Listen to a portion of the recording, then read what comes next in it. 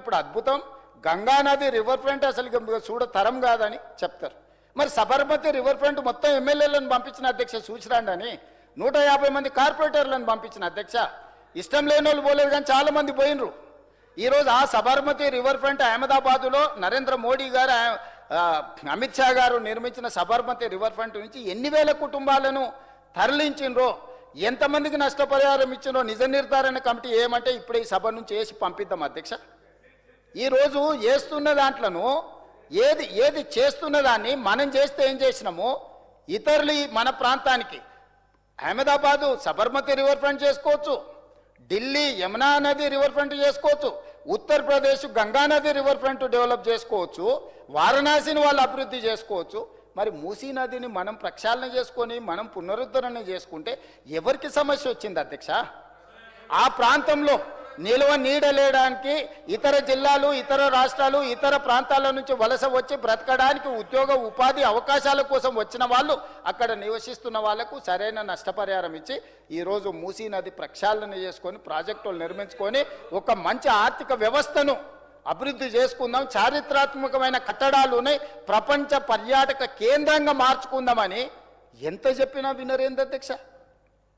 ఏమీ చేయొద్దు కానీ మీరు అక్కడి నుంచి ఎవరిని కదిలియొద్దు, ఎవరిని ముట్టుకోవద్దు, దేన్ని మీరు తొలగించొద్దు, కానీ మీరు అభివృద్ధి చేయండి అంటారు. మళ్ళీ చెప్తాడు మూసి ఉప్పల్ బగాయతులు మేము అభివృద్ధి చేసినామన్నాడు. ఆ అభివృద్ధికి ఎవరిని పెట్టిరు అధ్యక్ష? చైర్మన్ నీతో పాటు ఎన్నికైనా ఆయన కాదా? మరి ఆడ మూసి కింద అభివృద్ధి చేస్తే వరద రాగానే మొత్తం కొట్టుకపోయింది అధ్యక్ష. వాస్తవంగా అది రికవరీ చేయించాలి. రెవెన్యూ రికవరీ యాక్ట్ కింద మూసీ నదిలో మూసి ప్రక్షాళన చేయడానికి ఎస్టీపీ పైప్ లైన్ వేసారు. దానివల్ల పైప్ లైన్లతో రోడ్డు నీళ్ళకు అడ్డమయ్యి ఆ నీళ్లు వెనకొట్టి కాలనీళ్ళు నిండిపోతున్నాయి అధ్యక్ష.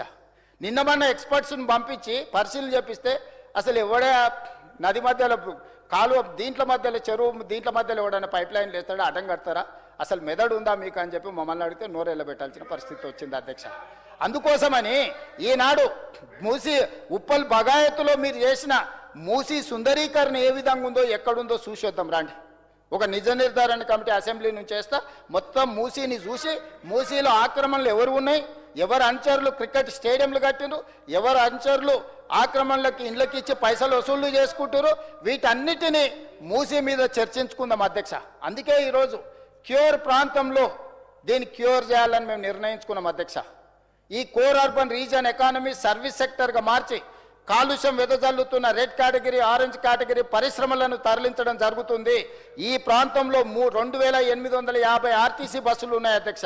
దాదాపుగా 3000 బస్సుల్ని ఈ ప్రాంతం నుంచి డీజిల్తో నడుపుతున్న బస్సులను ఇతర ప్రాంతాలకు తరలించి డిసెంబర్ 9, 2026 నాటికి 3000 ఎలక్ట్రిక్ వాహనాలను ఆర్టీసీ బస్సులను నగరంలో తిప్పడం ద్వారా కాలుష్యాన్ని నియంత్రించాలని ఈరోజు మేము నిర్ణయం తీసుకున్నాం అధ్యక్ష.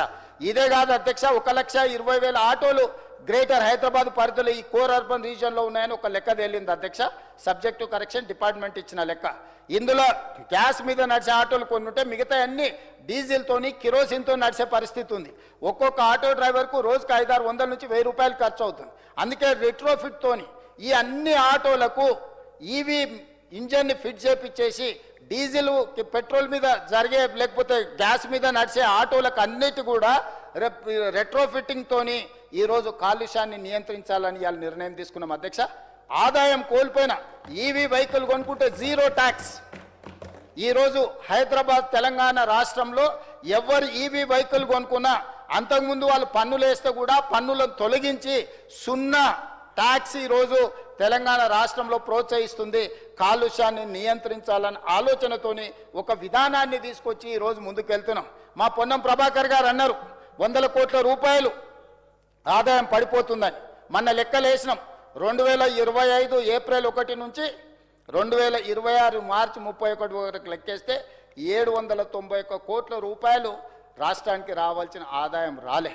కానీ పర్యావరణాన్ని కాపాడడానికి, కాలుష్యాన్ని నియంత్రించడానికి ఈరోజు ఈవీ వెహికల్స్ ఎవరు కొనుక్కున్నా వాళ్ళు కొనుక్కున్నా కూడా ఈరోజు 0 పన్ను కింద ఈరోజు మనము నిర్ణయం తీసుకొని ఒక ప్రక్షాళన దిశగా ఈరోజు తెలంగాణ రాష్ట్రం ముందుకు వెళ్తుంది అధ్యక్ష. ఈరోజు మన నగరాన్ని మనం పరిరక్షించుకోకపోతే, మన చెరువులను కుంటలను మన నాలాలను ఆక్రమించుకున్న ఆక్రమణలు తొలగించకపోతే ప్రజల ఉపయోగం కోసం వదిలిన లేఅవుట్లలో పార్కులను మనము ఆక్రమణలు తొలగించకపోతే రాబోయే భవిష్యత్ తరాలు మనల్ని క్షమిస్తాయా? ఒకసారి ఆలోచన చేయండి అధ్యక్ష. అందుకే ఈ క్యూర్ ప్రాంతాన్ని కంప్లీట్ సర్వీస్ సెక్టర్గా మార్చాలని ఈ 2073 స్క్వేర్ కిలోమీటర్లను 3 కార్పొరేషన్లుగా 3 పోలీస్ కమిషనరేట్లుగా Hyderabad police commissionerate, Hyderabad municipal commissionerate coterminous, Cyberabad police commissionerate, Cyberabad municipal commissionerate coterminous, Malkajgiri police commissionerate, Malkajgiri municipal commissionerate coterminous కింద తీసుకొచ్చి పరిపాలన సౌలభ్యం కోసం అన్ని రకాల మార్పులు చేర్పులు తీసుకొచ్చి ఈరోజు ప్రక్షాళన చేయడమే కాకుండా విద్యుత్ శాఖను, జిఎస్టీ శాఖను, అదేవిధంగా హైదరాబాద్ మెట్రో వాటర్ వర్క్స్ను సేమ్ ఒకే విధంగా అన్నిటిని కూడా కో టర్మినస్ చేసి అధికారులు ఒకరికొకరు కూర్చుంటే ట్రాఫిక్ను కూడా నియంత్రించడానికి ఈరోజు అధికారులను అందరిని కూడా పెంచి హైదరాబాదును పట్టి పీడిస్తున్న ట్రాఫిక్ సమస్యను పరిష్కరించడానికి, అదేవిధంగా ఈ ట్రాఫిక్ను నియంత్రించాలంటే మెట్రో విస్తరణ చేపట్టాలని మెట్రో విస్తరణ అడ్డుకున్న వాళ్ళు, 5 ఏళ్ళాపి వసూలు చేసుకున్న వాళ్ళు ఆలస్యం వల్ల తెచ్చిన అప్పులు భారమై ఈరోజు దివాలా తీసే పరిస్థితిలో ఉన్నాము. మేము విస్తరణ చెయ్యము, మేము గత ప్రభుత్వాలు గతంలో ఉన్నవాళ్ళు మమ్మల్ని బ్లాక్మెయిల్ చేసి మా దగ్గర వసూళ్లు చేసుకున్నారని చెప్తే విస్తరణ చేయడానికి కేంద్ర ప్రభుత్వం దగ్గరికి వెళ్ళినప్పుడు ప్రధానమంత్రిని సంబంధిత శాఖ మంత్రిని అడిగినప్పుడు వారు ఒక కండిషన్ పెట్టారు. ఇప్పుడున్న ఎల్ఎన్టీ సంస్థ విస్తరణకు ఒప్పుకొని మీతోనే ఒప్పందం చేసుకుంటే విస్తరణకు మేము అనుమతిస్తాం. ఒకవేళ విస్తరణకు వాళ్ళు ఒప్పుకోకపోతే ఆ ఎల్ఎన్టీని మీరు చేపట్టండి, మీరు యజమానులుగా మారి విస్తరణకు మాతో ఎంఓయూ చేసుకుంటే మీకు అనుమతిస్తామని కేంద్ర ప్రభుత్వం స్పష్టంగా చెప్పింది అధ్యక్ష. ఈరోజు మెట్రో టేక్ ఓవర్ దాంట్లో తెలంగాణ రాష్ట్ర ప్రభుత్వం ఒకటే కాదు, కేంద్ర ప్రభుత్వానికి సంబంధించిన అధికారులు, మంత్రులు అందరూ భాగస్వాములు. ఈరోజు 15,000 కోట్ల రూపాయలతోని 13,000 కోట్ల రూపాయలు బ్యాంకులో ఉన్న అప్పులు, 2,000 కోట్ల రూపాయల వల్ల నికర పెట్టుబడి, 25,000 కోట్ల రూపాయల విలువైన మెట్రో సంస్థను 15,000 కోట్ల రూపాయలకు 10,000 కోట్ల రూపాయల లాభంతో ఈరోజు మెట్రోని మన రాష్ట్ర ప్రభుత్వము స్వాధీనం చేసుకొని మెట్రో 2వ ఫేజు 76 కిలోమీటర్లు విస్తరించాలని ఈరోజు ప్రతి ప్రాంతానికి అంతర్జాతీయ ఎయిర్పోర్ట్ ఉంటే మెట్రో లైన్ లేదు. ఓల్డ్ సిటీ అని చాలామంది అంటారు, అది ఓల్డ్ సిటీ కాదు, ఒరిజినల్ సిటీ. ఆ ఒరిజినల్ సిటీని డెవలప్ చేయాలంటే ఎవరికి చేతులు రాలే. ఇవాళ గౌలిగూడలో ఆగిపోయిన మెట్రోను ఫలక్నామా నుంచి చంద్రాయన్గుట్ట నుంచి ఎయిర్పోర్ట్, ఈరోజు నాగోల్లో నుంచి మెట్రో నాగోల్ నుంచి ఎల్బీ నగర్ నుంచి ఓఎస్సీ హాస్పిటల్ నుంచి చంద్రాయన్గుట్ట నుంచి రాజేంద్రనగర్ హైకోర్ట్ నుంచి శంషాబాద్ ఎయిర్పోర్ట్, ఈరోజు చందానగర్లో ఆగిపోయిన దాన్ని బిహెచ్ఎల్ నుంచి రామచంద్రాపూర్ వరకు మెట్రో ఎక్స్పాన్షన్, హైటెక్ సిటీ దగ్గర నుంచి ఫైనాన్షియల్ డిస్ట్రిక్ట్ నుంచి నియోపోలిస్ వరకు ఎక్స్టెన్షన్, ఇట్లా ప్రతి ఏరియాను క్షుణ్ణంగా పరిశీలించి ఎల్బీ నగర్ నుంచి హయత్ నగర్ వరకు మా రంగాన్ని ఎప్పటి నుంచి వెంబడిపడుతున్నాడు హయత్ నగర్ అవతలకి మెట్రో రావాలని. ఈరోజు అక్కడి కూడా విస్తరించడానికి ఈరోజు మెట్రో భవిష్యత్ ప్రణాళికలు తీసుకొని కేంద్ర ప్రభుత్వం దగ్గరికి వెళ్తే ఆ ఉన్న సంస్థనైనా ఒప్పించండి, సంస్థ ఒప్పుకోకపోతే మీరు స్వాధీనమైన చేసుకోండి, మేము అనుమతిస్తాము అని చెప్పి కేంద్ర ప్రభుత్వం మనకు సూచన చేస్తే ఈరోజు మెట్రోను స్వాధీనం చేసుకొని మెట్రో విస్తరణ పనులను ఈరోజు మనం ప్రారంభించుకుంటున్నాం అధ్యక్ష. ఇదైనా ప్రపంచం చూసినామన్నారు, మేధావులు అన్నారు, మేము చూడని దేశం లేదన్నారు, మేము చదవని చదువు లేదన్నారు. మరి ఇంత మేధావులకి చిన్న ప్రజలకు ఉపయోగపడే మెట్రో విస్తరణ కూడా వీళ్ళకు నచ్చలేదా? దీన్నైనా అభినందించాలన్న గవర్నర్ గారు ప్రసంగంలో పొందుపరిచిన దీంట్లో గవర్నర్ గారిని అభినందించాలన్న ఆలోచన వీళ్ళకు రాలేదా అని నేను అడుగుతున్నా అధ్యక్ష. ఈరోజు మెట్రో విస్తరించుకోవద్దా అధ్యక్ష? ఒకనాడు ఢిల్లీ తర్వాత హైదరాబాద్ నగరం వీళ్ళు తెచ్చింది కాదు అధ్యక్ష మెట్రో. మీకు తెలుసు, జైపాల్ రెడ్డి గారు కీర్తిశేషులు మీ వికారాబాద్ని శాటిలైట్ సిటీ కింద, శాటిలైట్ టౌన్ కింద ఇవ్వడమే కాకుండా మెట్రోకి వైబుల్ గ్యాప్ ఫండ్ ఇచ్చాను. ఆనాడు చంద్రబాబు నాయుడు గారు మొదలు పెడితే రాజశేఖర రెడ్డి గారు దీన్ని పూర్తి చేసి కాంట్రాక్ట్ ఇచ్చి పనులు మొదలు పెట్టించారు అధ్యక్ష. కానీ తెలంగాణ రాష్ట్రం వచ్చినాక 3 ఏళ్ళు వీళ్ళ స్వార్థం కోసం బలైపోయి ఆగిపోయిన మెట్రోను మళ్ళీ పూర్తి చేసుకోవాల్సిన పరిస్థితి వచ్చింది అధ్యక్ష. అట్లాంటి మెట్రో ఢిల్లీ మొదటి స్థానంలో ఉంటే హైదరాబాద్ నగరం 2వ స్థానంలో ఉండే, ఇవాళ 9వ స్థానానికి పడిపోయింది అధ్యక్ష. 10 ఏళ్ళు మెట్రోను విస్తరించాలి, ఎక్కడ పేద ప్రజలు ఉంటారో వాళ్లకు ఏర్పాటు చేయాలి ప్రయాణం కోసం అన్న ఆలోచన చేయలేకపోయినారు అధ్యక్ష. కానీ ఈనాడు ఈ ప్రభుత్వం చేస్తుంటే చూసి ఓర్వలేకపోతున్నారు అధ్యక్ష. ఇదెక్కడి న్యాయం అధ్యక్ష? ఇది రాచరికం వారసత్వంతో రాదు అధ్యక్ష. వారసత్వాలతో నాయకత్వాలు రావు అధ్యక్ష. ప్రతిభతోని ప్రజల ఆమోదంతోని నాయకత్వం వస్తుంది అధ్యక్ష. వారసత్వంతో ఏదైనా చోటామోటాది వస్తుండొచ్చు. ఉద్యోగం ఏం చేస్తాం, తండ్రి నీడని బతికినప్పుడు కొంత చెట్టు పేరు చెప్పి కాయలు అమ్ముకునే విధానం ఎక్కడన్నా ఉంటే కొంతమందికి వస్తుంది. ఇక అది అదృష్టం అనుకోండి, జాక్పాట్ అనుకోండి, దాని మీద నేను పెద్దగా మాట్లాడదలుచుకోలేదు. కానీ తన దగ్గర సత్తా ఉండాలి కదా అధ్యక్ష. ఇచ్చిన దాన్ని నిబద్ధతతో నిలబెడితే ఇంకోటి వస్తుంది. దాన్నే చక్కగా నిలబెట్టకుండా నేను ఔరంగజేబుగా మారుతా, అన్నం చంపేస్తా, తండ్రిని జైల్లో పెడతా, నేను ఇది గుంజుకుంటా, నేను అందులో కూసుంటా అంటే అది దురాశ అవుతుంది తప్పితే ఏమన్నా నెరవేరే కోరికనా అధ్యక్ష? అట్లాంటి కోరికలు ఉండడం తప్పలేదు. కానీ విపరీతమైన పోకడలు, ఈ విధానము గౌరవం తెచ్చిపెట్టదు అధ్యక్ష. అసంతృప్తి ఉండొచ్చు, బాధ దుఃఖం ఉండొచ్చు ఇక్కడ కూర్చుందామని. ఎప్పుడైనా మీరు బెల్లు కొట్టి అందరం పోయినాకు వచ్చి జరసేపు కూర్చోమని అధ్యక్ష. ఎవరో అన్నారు, సభ నడవనప్పుడు వచ్చి జరసేపు కూర్చొని సంతోషపడమని ఈ కుర్చీలో కూర్చోవాలని కోరుకుంటే సభ నడిచేటప్పుడు కుదరదు అధ్యక్ష. తమరు అనుమతి ఇయ్యరు, చట్టం ఒప్పుకోదు.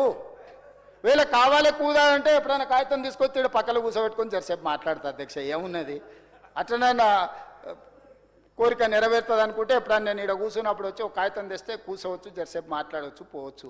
నేను అందరినీ పిలుస్తూనే ఉన్నా కదా అధ్యక్ష. ఇప్పుడే మా మిత్రుడు కోనంనేని సాంబశివరావు గారు వస్తే పక్కన కూర్చోబెట్టుకొని ప్రజా సమస్యలు మాట్లాడినా. నేను చాలా ఏమంటారు అధ్యక్ష, చాలా లిబరల్.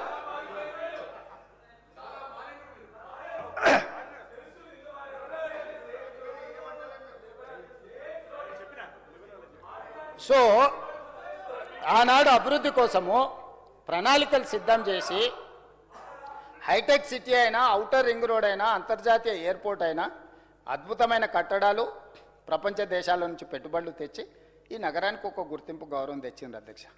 వీళ్ళు పాల్పడ్డ నిర్వాహకం ఏముంది అధ్యక్ష?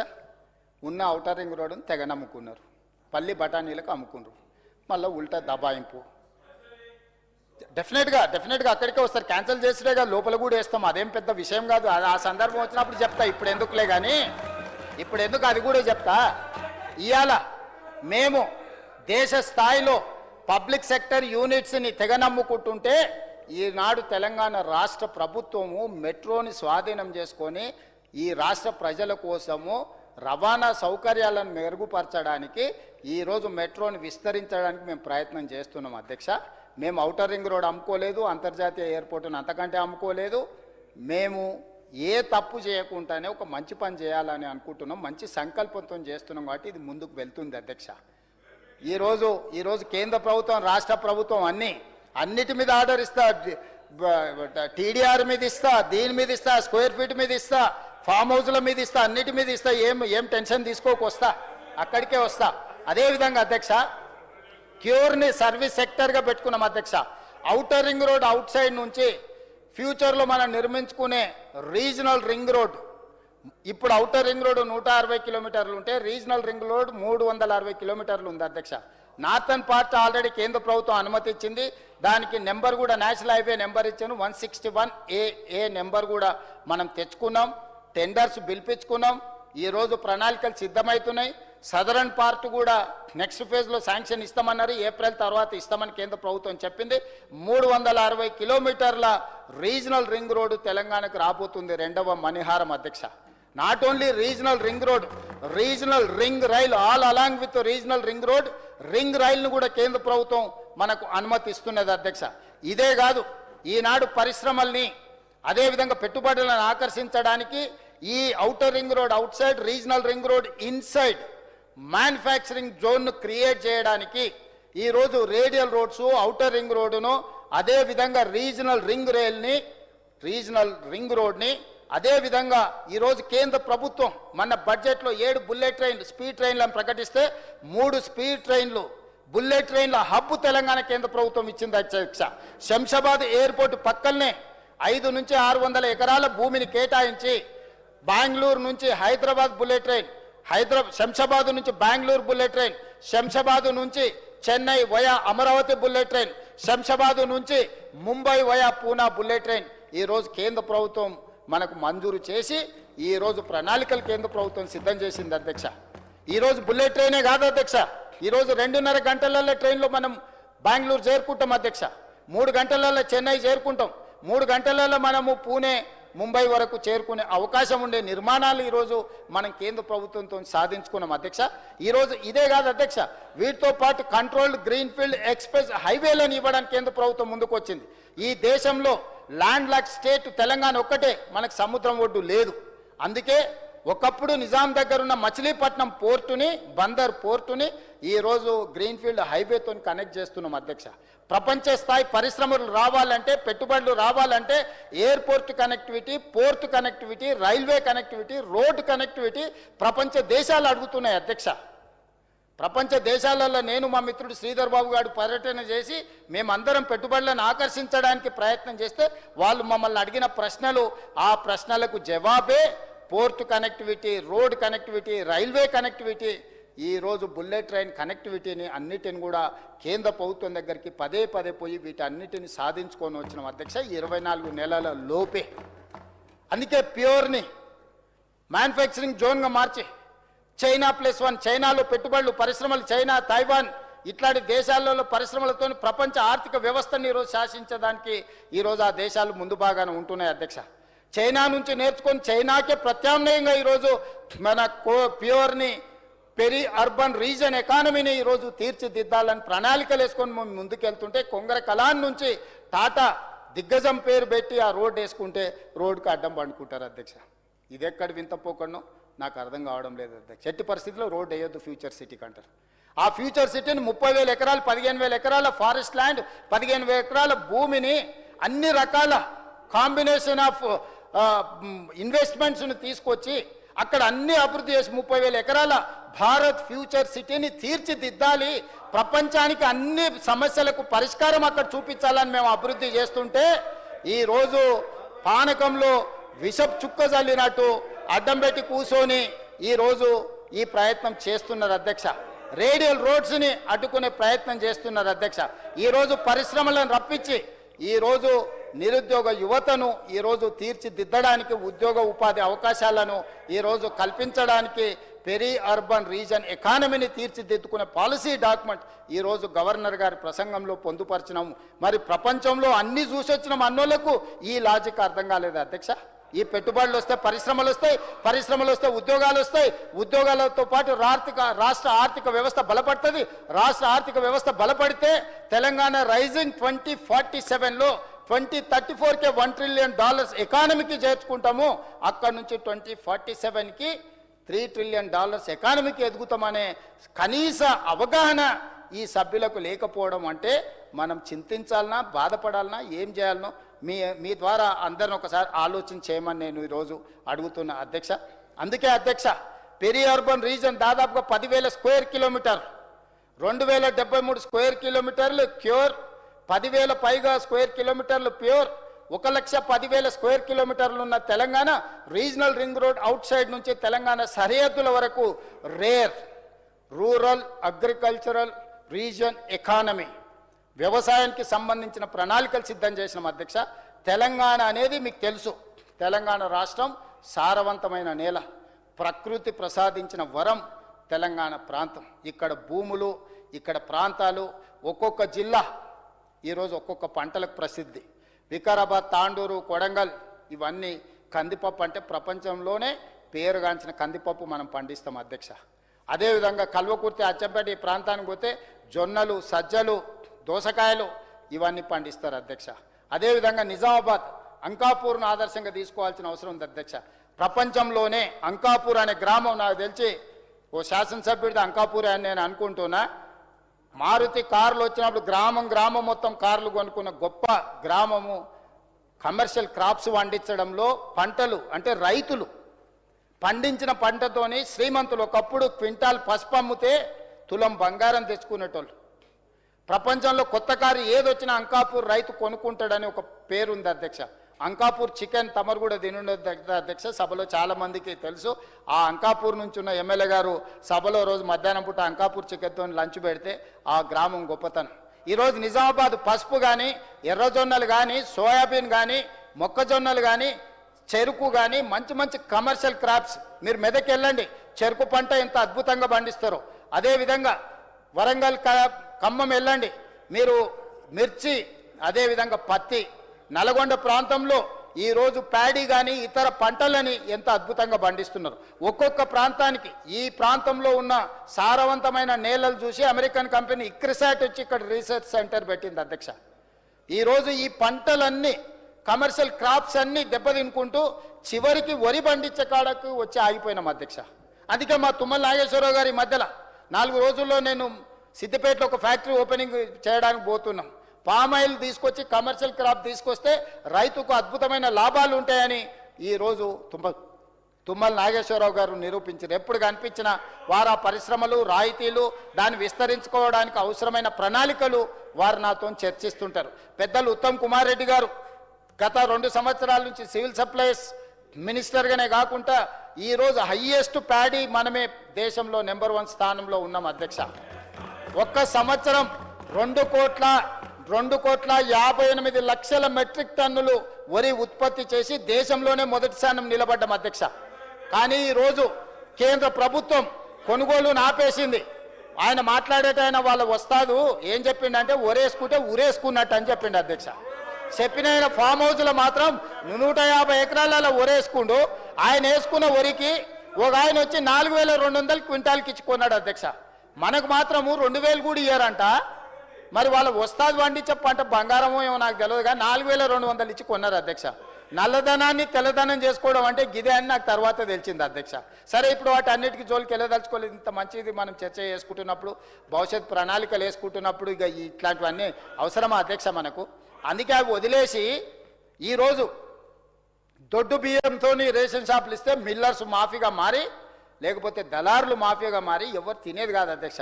ఉచితంగా మన మార్కెట్లో ఇస్తే 10-11 రూపాయలు మళ్ళీ అదే కొనుక్కొని ఇట్లా చుట్టూతో గోల్ గోల్ తిప్పేది, సైక్లింగ్ చేసేది అధ్యక్ష. ఇవాళ మేము ఆలోచన చేసి పండించే రైతుకు గిట్టుబాటు ధరనే కాదు బోనస్ ఇవ్వాలి.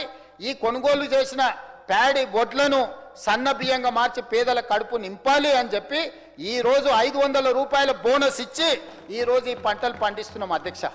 రేర్ ప్రాంతంలో ఈరోజు వ్యవసాయంలో సమూలమైన మార్పులు తీసుకొచ్చి 1,06,00,000 కుటుంబాలు 3,17,00,000 మందికి 6 కిలోల సన్న బియ్యం ఈరోజు ఉచితంగా ఇస్తున్నాం. మా పెద్దలు ఉత్తమ్ కుమార్ రెడ్డి గారికి నేను సూచన చేస్తున్నా, తమరి అనుమతితోనే ఒక పూట మధ్యాహ్న భోజనం సన్న బియ్యంతో ఏదైతే రేషన్ షాపులలో ఇస్తున్నాం, ఎమ్మెల్యేలకు, మంత్రులకు అందరికీ భోజనం పెట్టుండి అందరిని ఆహ్వానించి ఎంత మంచి సన్న బియ్యం ఇస్తున్నామో ఈ శాసనసభలో అందరికీ భోజనం పెట్టాల్సిందిగా అధికారుల నుంచి, అటెండర్ నుంచి అధికారుల వరకు, ప్రజాప్రతినిధుల నుంచి ఇక్కడికి వచ్చే విజిటర్స్ వరకు అందరికీ మంచి భోజనం ఒకరోజు ఉత్తమ్ కుమార్ రెడ్డి గారిని ఈరోజు సన్న బియ్యంతో నేను భోజనం పెట్టమని నేను అడుగుతున్నా అధ్యక్ష. ఎందుకంటే ఈ ప్రభుత్వం తీసుకొస్తున్న విధానాలు, వాటి ఫలితాలు వీళ్ళ కనువిప్పు కలిగించడానికని సభలో ప్రదర్శించాల్సిన అవసరం ఉంది అధ్యక్ష. అందుకే ఉత్తమ్ కుమార్ రెడ్డి గారికి నేను విజ్ఞప్తి చేస్తున్నా, సన్న బియ్యంతో ఓ పూట మంచి భోజనం పెట్టాల్సిందిగా నేను వారికి విజ్ఞప్తి చేస్తున్నా. రేషన్ కార్డు అధ్యక్ష, రేషన్ కార్డు ఏంది? రేషన్ కార్డు కూడా అడుక్కోవాలన్నా అధ్యక్ష? ఆత్మహత్యలు చేసుకోవాలన్నా? లక్షల రేషన్ కార్డులు ఇచ్చి ఇంతకుముందు మా బీర్లు అయిలాయి చెప్పండి, ఎప్పుడు కావాలన్నా మీ ఇంట్లో పిల్లలు నిరంతరం పిల్లలు పుట్టడం, పెళ్లి చేసుకోవడం, పిల్లలు పెద్దోళ్ళు అవ్వడం, అత్తగారింటికి పోవడం, లేకపోతే అత్తగారింటికి రావడం, ఇది నిరంతర ప్రక్రియ అధ్యక్ష. ఒక రోజుతోని ఆగేది కాదు, ఒక రోజుతోని అయిపోయేది కాదు. అందుకే లక్షలాది రేషన్ కార్డులు ఇవ్వడమే కాకుండా, ఇచ్చిన రేషన్ కార్డులకు సన్నబియ్యం ఇవ్వడమే కాకుండా, ఆ పేదలకు ఇండ్లు కట్టుకోవడానికి అవకాశం ఇచ్చి దాంట్లో ఉచితంగా కరెంట్ ఇచ్చి ఈరోజు ప్రణాళికలన్నీ సిద్ధం చేస్తున్నాం రేర్ ఏరియాల అగ్రికల్చర్ని. అందుకే తుమ్మల నాగేశ్వరరావు గారు అదేవిధంగా ఉత్తమ్ కుమార్ రెడ్డి గారితో మాట్లాడి, మా ఆర్థిక మంత్రితో కూడా నేను మాట్లాడినా, ఒక రిఫార్మ్ తీసుకురావాలి అగ్రికల్చర్లో. ఈరోజు ప్రపంచంలో ఆర్గానిక్ ఫుడ్కి డిమాండ్ పెరిగింది, వెజిటబుల్స్కి డిమాండ్ పెరిగింది, పోల్ట్రీకి డిమాండ్ పెరిగింది, ఈరోజు చికెన్, మటన్ లాంటి వాటికి డిమాండ్ పెరిగింది, కమర్షియల్ క్రాప్స్కి ఈరోజు ప్రపంచంలో డిమాండ్ ఉంది. ఆర్గానిక్ ఫుడ్ పండిస్తే ప్రపంచ స్థాయిలో మార్కెటింగ్ ఉన్నది కాబట్టి కోల్డ్ స్టోరేజ్లు కట్టాలి, మార్కెట్ యార్డ్లు కట్టాలి. ఈరోజు ప్రపంచంలో నుంచి కొనుగోలు చేసే వాళ్ళు ఇక్కడికి రావడానికి అవసరమైన అన్ని ఏర్పాట్లు చేయండి అని చెప్పి రేర్లో ఈరోజు మనం పాలసీ తీసుకొని వచ్చినాం అధ్యక్ష. రైతును రాజును చెయ్యాలన్న మా ఆలోచన ఎందుకు వీళ్ళకి అర్థం కావడం లేదు, అర్థం చేసుకొని వాళ్ళ ఫామ్ హౌస్లలో వాళ్ళు అదేంది క్యాప్సికమ్ పండిస్తే ఎకరా ₹1,00,00,000 వస్తుందని చెప్పారు అధ్యక్ష. ఆ విద్య మాకెందుకు నేర్పారు అధ్యక్ష? తెలంగాణ రైతులకు నేర్పితే ప్రతివాడు ఎకరాకు ₹1,00,00,000 సంపాదిస్తే చూస్తుంటేనే కోటీశ్వర్లు అయిపోతారు కదా అధ్యక్ష. మీరు మాత్రమే నేర్చుకొని మీరు మాత్రమే పెట్టుకుంటారా? క్యాప్సికం లోపల ఏమన్నా వజ్రాలు పుడుతున్నాయా, లేకపోతే బీఫామ్లు ఇస్తే క్యాప్సికం ఎవడన్నా కోటి కొనుక్కపోతుండే అధ్యక్ష? ఏ విధంగా క్యాప్సికం పండిస్తే ₹1,00,00,000 ఎకరకు వస్తుంది అధ్యక్ష? వచ్చింది నిజమే అయితే ఈ తెలంగాణలో ఉండే 1,00,00,000 ఎకరాలను మొత్తం క్యాప్సికమే పండిస్తే తలాకో ఎకరకు ₹1,00,00,000 వస్తే తెలంగాణ రైతులందరూ కోటీశ్వర్లు అయిపోతారు కదా అధ్యక్ష. ఈ విద్యను తెలంగాణ రైతాంగానికి మీరు బదిలీ చేయరా అధ్యక్ష? పాతకాలంలో గురువులు వాళ్ళకు వచ్చిన విద్య మీకు తెలుసు కదా అధ్యక్ష. ద్రోణాచార్యుడు విద్య నేర్పేటప్పుడు శిష్యులకు అందరికి పెట్టండు, ఆ పక్షి కన్నుకు గురి పెట్టుండని. గురి పెట్టినప్పుడు అందరికీ ఒక ఆయన కాకులు కనిపించిన, ఒక ఆయన చెట్టు కనిపించింది, ఇంకొక ఆయనకు ఆకాశం కనిపించింది, ఇట్లా రకరకాలు కనిపించినాయి. అర్జునుడికి మాత్రమే పక్షి కన్ను కనిపించింది అధ్యక్ష. ఈరోజు నాకు కూడా రైతును రాజును చెయ్యడానికే ఈ రూరల్ అగ్రికల్చర్ రీజన్ ఎకానమీని గుర్తించి ఈరోజు గవర్నర్తో మీకు చెప్పించినాం అధ్యక్ష. అయినా వాళ్ళ కడుపు మంట అధ్యక్ష, ఎసిడిటీ.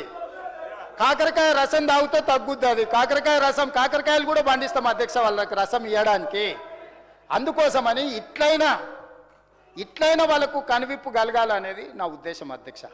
అందుకే ఈ రైతులను బాగు చేయడానికి తీసుకొస్తున్న ప్రణాళికల కోసమైనా గవర్నర్ గారి ప్రసంగాన్ని అభినందిస్తూ ఏకవాక్య తీర్మానం చేసినట్టు వాళ్ళ గౌరవం పెరిగి ఉండేది కదా అధ్యక్ష. అందుకే ఈరోజు ప్యూర్ కానీ క్యూర్ కానీ లేకపోతే రేర్ కానీ ఇది ఒక పాలసీ డాక్యుమెంట్ అధ్యక్ష. 2034కు $1 ట్రిలియన్ ఎకానమీకి చేరాలన్నా, 2047కు $3 ట్రిలియన్ ఎకానమీకి చేరాలన్నా ఈరోజు ఏఐ తుఫాన్లో వైట్ కాలర్ జాబులని పోతున్నాయని ప్రపంచం అంతా కోడే కూస్తుంది అధ్యక్ష. మరి ఆ తుఫాన్ వచ్చినప్పుడు, ఆ ఉద్యోగాలు కోల్పోయినప్పుడు ప్రతి సంవత్సరం 1,10,000 మంది ఇంజనీరింగ్ గ్రాడ్యుయేట్లను తయారు చేస్తున్న తెలంగాణ రాష్ట్రం, ఇంతకుముందు మిత్రుడు విద్యా సంస్థల అధిపతి పేదల విద్య గురించి తన ఆవేదన వ్యక్తం చేసిండు. సంతోషం, మీ కన్సర్న్ ఉన్నందుకు. మీకు వ్యాపారం ఉన్నా కూడా పేదల విద్య పట్ల మీకు కన్సర్న్ ఉన్నందుకు అభినందిస్తున్నా. కానీ ప్రభుత్వం తీసుకొస్తున్న రిఫార్మ్స్ 1956 మొదలుపెట్టిన ఐటీఐ ఆనాడు ఏదైతే అవసరం ఉందో ఫిట్టరు, ఎలక్ట్రీషియన్, పంబరు ఇట్లాంటి డీజిల్ మెకానిక్ ఆ రోజు కోర్సులు పెట్టారు. ఈరోజు 70 సంవత్సరాల తర్వాత కూడా అవే నేర్పించాలని చూస్తారు. ఒక ఉదాహరణ చెప్తా అధ్యక్ష, డీజిల్ మెకానిక్ నేర్పిస్తారు. దేంట్లో నేర్పిస్తారు అధ్యక్ష? అంబాసిడర్ కార్ మీద డీజిల్ మెకానిక్ నేర్పిస్తారు. ఇప్పుడు అంబాసిడర్ కార్ రిపేర్ చేయాలంటే ఏడుంది అధ్యక్ష? పోతే ఫామ్ హౌస్ కావాలి, ఒకటి ఉండొచ్చు. ఆ ఒకటి కూడా ఉందో రాళ్ళ మీద నిలబెట్టిరో నాకు తెలియదు. మరి ఇక బయట ఆడ అంబాసిడర్ కారు రిపేర్ నేర్పితే వాడు బయటకు వచ్చినాక ఉద్యోగం ఎక్కడ దొరుకుతుంది అధ్యక్ష? అందుకే ఈరోజు ఆ ఐటీఐలను ఏటీసీలుగా మార్చి అడ్వాన్స్డ్ టెక్నాలజీ సెంటర్స్గా ప్రతి నియోజకవర్గానికి ఒకటి ఇవ్వాలి. 100 నియోజకవర్గాలలో 100 కట్టాలని మేమే కాకుండా టాటా మీకు తెలుసు ఎంత గొప్ప సంస్థను, వాళ్ళతోని జాయింట్ అగ్రిమెంట్ చేసి ఒప్పందం చేసుకొని 2,400 కోట్ల రూపాయలతోని ఈరోజు ప్రణాళికలు రచిస్తే 14% తెలంగాణ రాష్ట్ర ప్రభుత్వం పెడితే కార్పొరేట్ సోషల్ రెస్పాన్సిబిలిటీ ఫండ్స్ కింద 2,100 కోట్ల రూపాయలు టాటా సంస్థ పెట్టి 100 ఇన్స్టిట్యూషన్లో 65 ప్రారంభించిన అధ్యక్ష. ఇలా వేలాది మంది పిల్లలు అక్కడికి వెళ్ళి నేర్చుకుంటున్నారు. ప్రపంచంతో పోటీ పడే నూతన టెక్నాలజీని ఈరోజు రోబోస్తో సహా అక్కడ వాళ్ళకు నేర్పుతున్నారు అధ్యక్ష. అందుకే వచ్చే అకాడమిక్ ఇయర్ నుంచి ఈ ఏటీసీలో చేరే ప్రతి విద్యార్థికి 2,000 రూపాయలు వాళ్లకు స్కాలర్షిప్ ఇస్తా అని చెప్పి మా ప్రభుత్వం నిర్ణయం తీసుకున్నారు అధ్యక్ష. దీన్నైనా అభినందించారు అధ్యక్ష. వాళ్ళ రాజకీయాలకు అతీతంగా వాళ్ళ నియోజకవర్గాలకు కూడా ఇస్తామని చెప్పినాం, ఇచ్చినట్టున్నాం. లెక్క చూస్తే ఒకసారి వివరాలు చూస్తే నాకు తెలుస్తుంది అధ్యక్ష. 100 ఏటీసీలు అడ్వాన్స్డ్ టెక్నాలజీ సెంటర్స్ కింద మార్చి ఈరోజు వైట్ కాలర్ జాబులు పోతే బ్లూ కాలర్ జాబులు క్రియేట్ చేయాలా. ఈ బ్లూ కాలర్ జాబులే రేపు రాబోయే ఏఐ సునామీని తట్టుకొని నిలబడుతుందని చెప్పి మన యువతను సన్నద్ధం చేయడానికి ఈరోజు ప్రయత్నం చేస్తున్నాం. మన రాష్ట్రంలో ఉన్న పాలిటెక్నిక్ అన్నిటిని కూడా అప్గ్రేడ్ చేసి ఈరోజు అక్కడ కూడా సాంకేతిక నైపుణ్యం నేర్పించి బ్లూ కాలర్ జాబ్లకు ఏ రకంగా ఎంపవర్ చేయాలనో టాటాతోని 2వ ఒప్పందం చేసుకున్నాం అధ్యక్ష.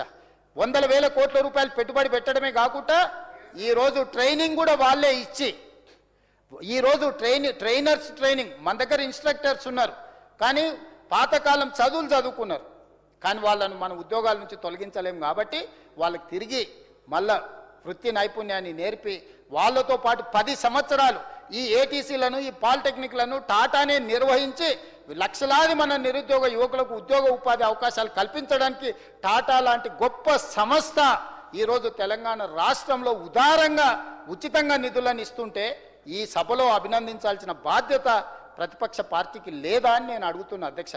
గవర్నర్ గారి ప్రసంగంలో ఉన్నది అదే కదా అధ్యక్ష. అందుకే కదా కొంగర కలాన్ నుంచి ఆమన్గాల్ వరకు ఏదైతే radial road number 1 via Bharat future city వేస్తున్నామో రతన్ టాటా పేరు ఎందుకు పెట్టినాం అధ్యక్ష? ఈరోజు తెలంగాణలో 80,000 ఉద్యోగాలు కల్పించిన టీసీఎస్ ఈరోజు తెలంగాణలో ఉంది, 1,00,000 ఉద్యోగాలకు చేర్చుకోబోతుంది. అంత తెలంగాణ నిరుద్యోగ యువతకు ఉద్యోగ అవకాశాలు ఇచ్చిన వ్యక్తి పేరు ఆ రోడ్డుకు పెడితే అభినందించాలన్న ఆలోచన వీళ్ళకి కలగకపోవడం ఎంత విషాదకరం అధ్యక్ష. అసలు ఏం విపరీతమైన పోకడలు ఇవి, ఏం చెప్పదలుచుకున్నారు సమాజానికి?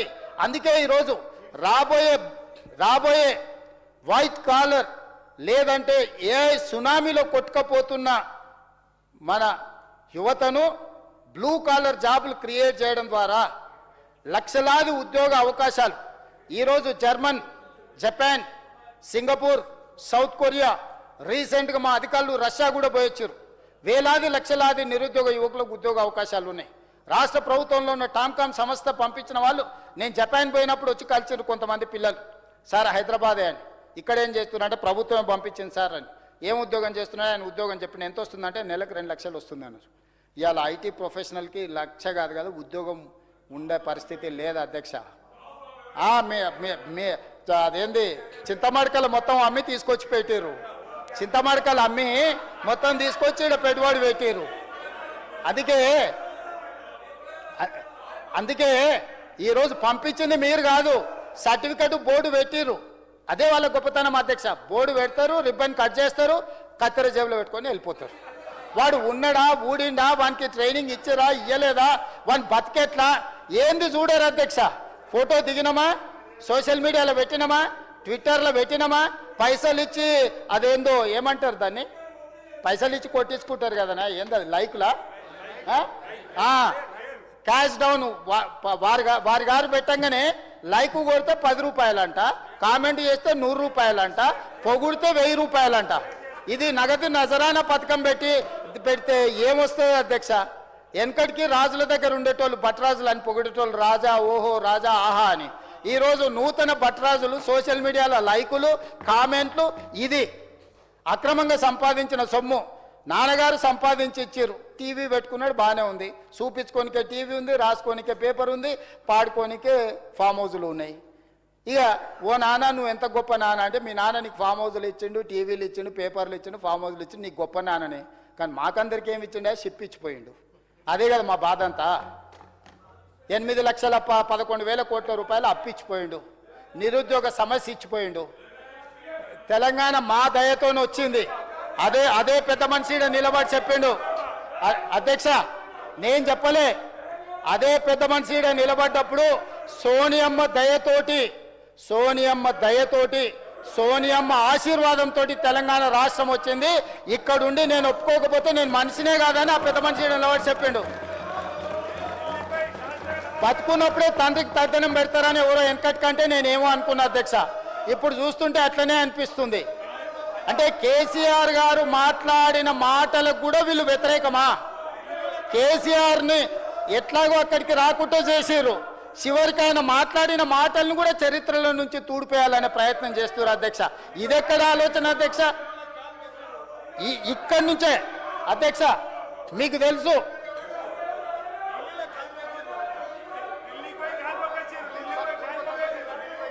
అధ్యక్ష తమరు చూసారు, నేను చూసిన 10 జనపతులు ఒక పెద్ద మరిచెట్టు ఉంటుంది. కుటుంబం అంతా పోయి సోనియా గారి కాళ్ళు మొక్కి కడుపులో తలకాయ పెట్టి వచ్చిన ఫోటో ఉంది అధ్యక్ష. సీయింగ్ ఈజ్ బిలీఫ్ అంటారు. ఆ ఫోటోని సోషల్ మీడియాలో యూట్యూబ్లో మీరు మాయం చేయొచ్చు ఉండొచ్చు, కానీ ప్రజల మెదడులో రిజిస్టర్ అయిపోయింది పర్మనెంట్గా. విశ్వాసఘాతకులుగా మారకండి, విశ్వాసం చూపించండి. తెలంగాణ అంటేనే విశ్వాసానికి మారుపేరు. ఈరోజు ఇచ్చిన సోనియా గాంధీ గారిని ఎల్లకాలం తెలంగాణ గుర్తు పెట్టుకుంటుంది. మీరు కాదన్నా అవునన్నా ఏమీ ఫరక్ పడదు. కాకపోతే నా బాధల్లో ఒక్కటే, పెద్దలు చంద్రశేఖరరావు గారు ఇక్కడ నిలబడి తెలంగాణ రాష్ట్ర మొదటి ముఖ్యమంత్రిగా శ్రీమతి సోనియా గాంధీ గారికి కృతజ్ఞతలు తెలపడమే కాకుండా సోనియా గాంధీ గారి దయ వల్ల తెలంగాణ రాష్ట్రం వచ్చిందని చెప్పిండు. ఏం ఫోటో బాబామర్దులకు కానీ కేసీఆర్ ఆనవాళ్ళు లేకుండా మొత్తం తుడిపే కార్యక్రమం మీద పడి కేసీఆర్ ఏం చెప్తే దానికి వ్యతిరేకంగా మాట్లాడుతున్నారు అధ్యక్ష. ఎక్కడి విపరీతమైన పోకడల అధ్యక్ష ఇది. అందుకే ఇక్కడ నిలబడ్డా కాబట్టి నేను కూడా ఆ విషయాన్ని గుర్తు చేసిన అధ్యక్ష. అందుకోసమనే ఈరోజు మనం బ్లూ కాలర్ జాబులు క్రియేట్ చేసుకుంటే మనం ఏటీసీలను, పాలిటెక్నిక్ కాలేజీలను, స్కిల్ యూనివర్సిటీని, స్పోర్ట్స్ యూనివర్సిటీని మనం అద్భుతంగా తీర్చిదిద్దుకున్నప్పుడే తెలంగాణ నిరుద్యోగ యువకులకు ఉద్యోగ ఉపాధి అవకాశాలు వస్తాయి. ఆ పాలసీ డాక్యుమెంటే తెలంగాణ రైజింగ్ 2047. దాన్ని అభినందించడానికి వాళ్ళకు మనసు రాకపోతే జాలిపడడం తప్ప మనం చేయగలిగింది ఏం లేదు అధ్యక్ష. ఇది తెలంగాణకు సంబంధించిన విషయం అధ్యక్ష. ఈరోజు చాలా విషయాలు, పర్యావరణ రహిత ప్రాంతం కావచ్చు, ప్రపంచ స్థాయి పర్యాటక కేంద్రంగా కావచ్చు, ప్రపంచ స్థాయి సర్వీస్ సెక్టర్కు హబ్గా తీర్చిదిద్దడం కావచ్చు, మూసి పునరుజ్జీవం ప్రాజెక్టు కావచ్చు, మెట్రో విస్తరణ కావచ్చు, చెరువుల పునరుద్ధరణ కావచ్చు, కాలుష్య కారక పరిశ్రమల ఔటర్ రింగ్ రోడ్ అవతలికి తరలించడం, హీల్ట్ పాలసీ కావచ్చు, ఎలక్ట్రిక్ వెహికల్స్ను ప్రోత్సహించడం కావచ్చు, సోలార్ పవర్ను ప్రోత్సహించడం కావచ్చు, మన క్యూర్ పాలసీలో భాగంగా మనం పెట్టుకున్నాం అధ్యక్ష. అదేవిధంగా ప్యూర్ పెరి అర్బన్ రీజన్ ఎకానమీలో సర్వీస్ సెక్టర్తో పాటు మ్యానుఫ్యాక్చరింగ్ సెక్టర్కి అత్యధిక ప్రాధాన్యం. ఔటర్ రింగ్ రోడ్డు నుంచి ప్రతిపాదిత రీజనల్ రింగ్ రోడ్డు మధ్యన మేము ప్యూర్గా వర్గీకరించాం, మ్యానుఫ్యాక్చరింగ్ హబ్గా తీర్చిదిద్దబోతున్నాం. అదేవిధంగా ఫ్యూచర్ సిటీ నిర్మాణంతో పాటు రేడియల్ రోడ్లను నిర్మించి మ్యానుఫ్యాక్చరింగ్ క్లస్టర్స్గా ఈరోజు వీటిని వర్గీకరిస్తున్నాం. Green energy, EV manufacturing, aerospace, defence, pharma లాంటి రంగాలను ప్రోత్సహించబోతున్నాం. అదేవిధంగా రూరల్ అగ్రికల్చర్ రీజనల్ ఎకానమీలో భాగంగా రీజనల్ రింగ్ రోడ్డు నుండి తెలంగాణ సరిహద్దు వరకు ఉన్న ప్రాంతం దాదాపుగా 1,00,000 స్క్వేర్ కిలోమీటర్లలో వ్యవసాయ అనుబంధ రంగాల ప్రోత్సాహం, పంటల మార్పిడి, అధునాతన వ్యవసాయ విధానాలు. ఒకనాడు తెలంగాణ పంటల జోన్లుగా ఉండేటివి. పసుపు, సోయాబీన్, సన్ఫ్లవర్, వేరుశెనగ, చెరుకు లాంటి పంటలకు నిజామాబాద్ జిల్లా ఒక హబ్గా ఉండేది. నిజామాబాద్ జిల్లా అంకాపూర్ రైతులు దేశ వ్యవసాయానికి బ్రాండ్ అంబాసిడర్లుగా ఎదిగారు.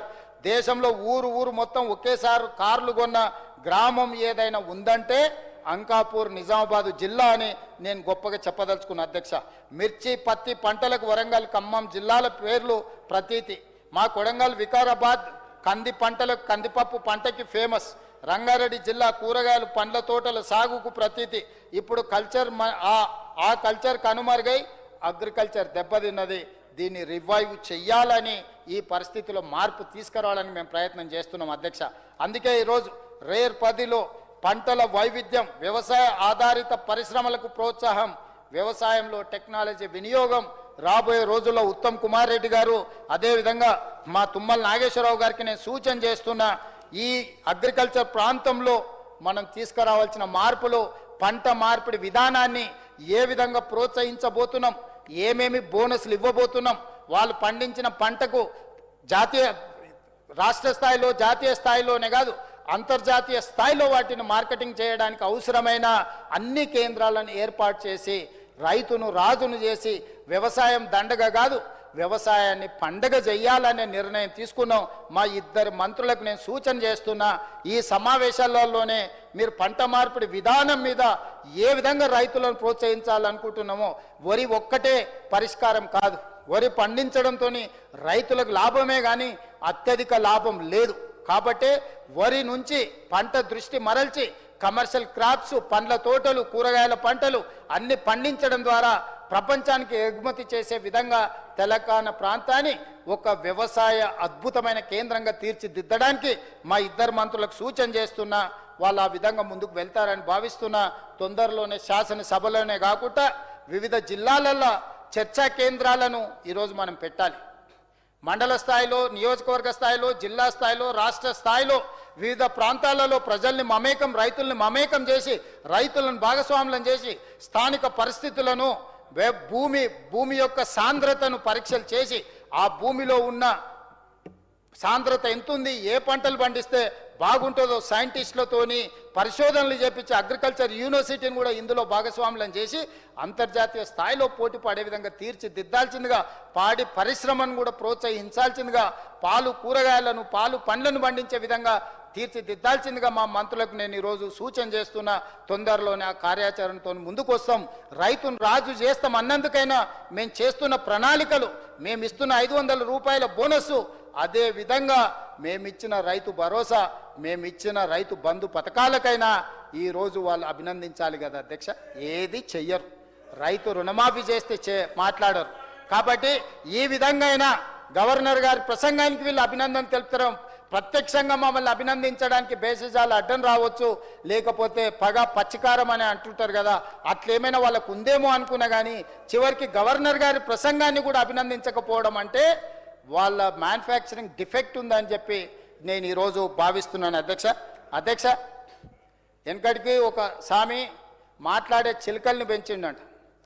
ఆ చిలుకల్ని ఇద్దరు కొనుక్కున్నారు. ఒక ఆయన స్వామీజీ కొనుక్కున్నాడు, ఇంకొక ఆయన కసాయి కొనుక్కున్నాడు. కొంతకాలం అయిన తర్వాత చిలుకలు పెంచిన ఆసామికి వాటిని చూడబుద్ధి అయింది. ఆ చిలుకలు బాగానే మాట్లాడుతున్నాయని. స్వామి దగ్గరికి పోయినప్పుడు పోగానే ఆ చిలుక చెప్పిందంట, రండి కూర్చోండి, మంచినీళ్ళు తాగుతారా, మీ ఆరోగ్యం బాగున్నదా, కుటుంబ సభ్యులు కులాసగా ఉన్నారా అని అంటే చిలుకలు పెంచిన ఆయనకు బాగా సంతోషం వేసింది. అబ్బా, నేను పెంచిన చిలుక ఎంత ప్రయోజకం మారింది అని. ఓకే మంచిదని ఆ నుంచి బయలుదేరాడు. కషాయి దగ్గరకు పోయాడు. కషాయి దగ్గరకు పోతేనే ఆయన ఇట్లా ఎంటర్ అవుతుండో లేదో, గొంతు గొయ్యండి, రక్తం బారాలే, కుప్పలు వేయండి, నరకండి, చిమ్మండి అని ఆ చిలుక ఆయన భయపడిపోయాడు ఒక్కసారిగా. నా దగ్గర ఉన్నప్పుడు మంచిగానే ఉండేనే, అక్కడ వాంగనే ఇట్లయిందని ఆ పక్కలో కూర్చోబెట్టుకున్నాడు కదా, ఆయన ఇక్కడ ఉన్నప్పుడు మంచిగా ఉండే, రండి కూర్చోండి, రండి కూర్చోండి, బాగున్నారా ఏందని అడిగేటోడు. అటు వాంగనే నరకండి, సంపండి, కుప్పలు వేయండి, ఈ భాష నేర్చుకున్నాడు అధ్యక్ష. దీని అర్థం ఏంటంటే ఫామ్ హౌస్లో దొరికింది కదా అధ్యక్ష ఒక ఆయన. దీని అర్థం ఏంటంటే యజమానిని బట్టి చిలుకలు ఉంటాయని. ఇక్కడ ఉన్నప్పుడు బాగానే ఉండరు, ఆ ఫామ్ హౌస్లో దొరికిన ఆయన ఆ పక్కలు ఉన్నాయని ఇద్దరు. అక్కడికి పోగానే ఎట్లా తయారైన రోజు చూసిరు కదా అధ్యక్ష. ఇది పరిస్థితి. కాబట్టి దయచేసి ఈ వాస్తవ పరిస్థితులను అర్థం చేసుకొని వ్యవహరిస్తే బాగుంటుంది. మీరు ఏం విధానాలు నేర్పుతారో నాకైతే తెలియదు. నేను ఆరోపణ చేయదలుచుకోలేదు, ఇది గవర్నర్ ప్రసంగం కాబట్టి సూచన మాత్రం డెఫినెట్గా చేయదలుచుకున్నా. సరే, పెద్ద మనిషి విశ్రాంతి తీసుకుంటున్నాడు, మీ చేతికి అప్ప చెప్తే చింపిన ఇస్తరాకులాగా చేస్తే ఎట్లా స్వామి? ఇది మంచిది కాదు. ఇది ఇంకా వేరే వాళ్ళకు మొత్తం పార్టీ, మా రాష్ట్రం మీ చేతుల్లో, రాష్ట్రం మా చేతులు ఉంది, పార్టీని చింపిన ఇస్తరాకు చేస్తున్నారు. దాన్ని అట్లా చేయకరని సూచన చేస్తున్నా. ఆ లెక్కలు మళ్ళీ ఆర్థిక మంత్రి వస్తాడు చెప్తా, మొత్తం రెవెన్యూ సంగతి కూడా నేను చెప్తా. అదేవిధంగా అధ్యక్ష, ఈరోజు ఇది రాష్ట్రంలో రాజకీయ పరిస్థితి. అదేవిధంగా అధ్యక్ష, ఇంకా ఎందుకులే, ఇక మా వాళ్ళు అందిస్తున్న ఫోటోలు కూడా చూపించాను వెనకాల నుంచి, మా ఆది శ్రీనివాస్. ఇక అందరు చూసిందే కదా సార్, ఇక ఏమున్నది.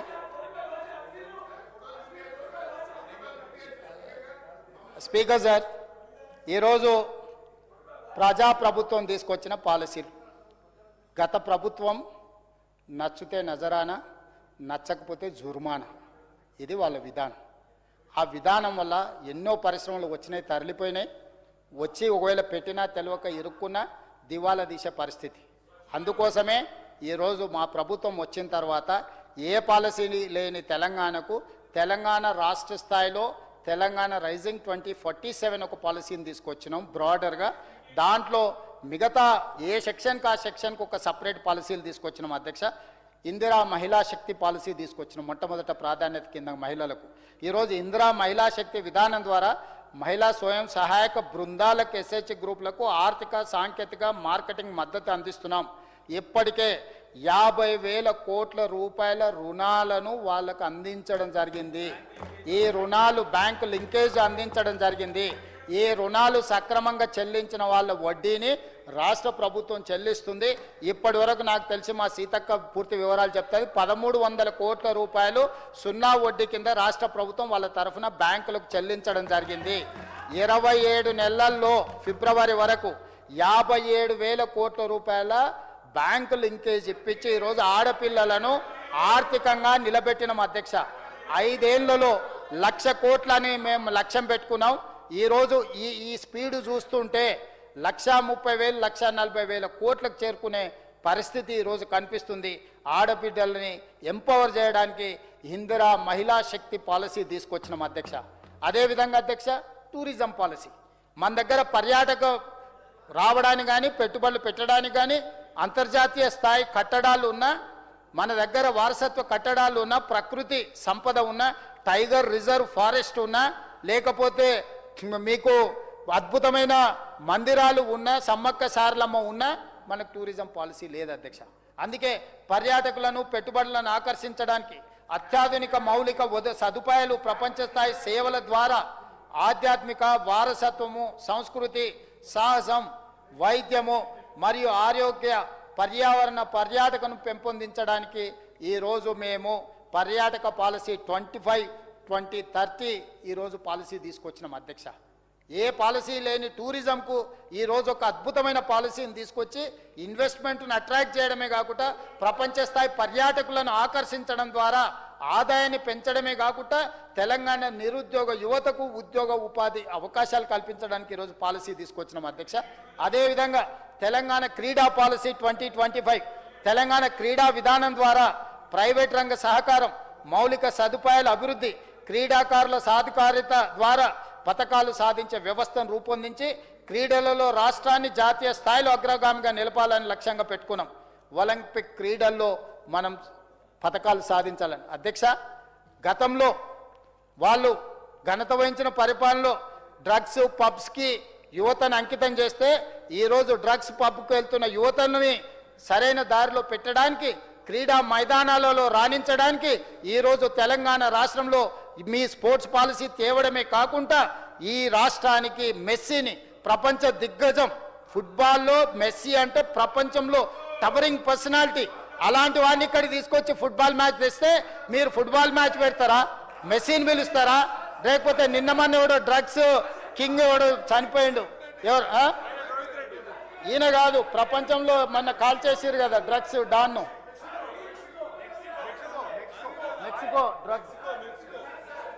మెక్సికోలో అధ్యక్ష మెక్సికోలో ఈ మధ్యనే పేపర్లో చదివిన డ్రగ్ మాఫియా డాన్ డ్రగ్ కింగ్ పిన్ని 1000 మంది పోలీసులు పోయి కాల్చి చంపేసారు.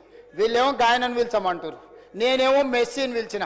ఇక గది మా ఇద్దరుకున్న పంచాయతీ వేరే ఏం లేదు అధ్యక్ష.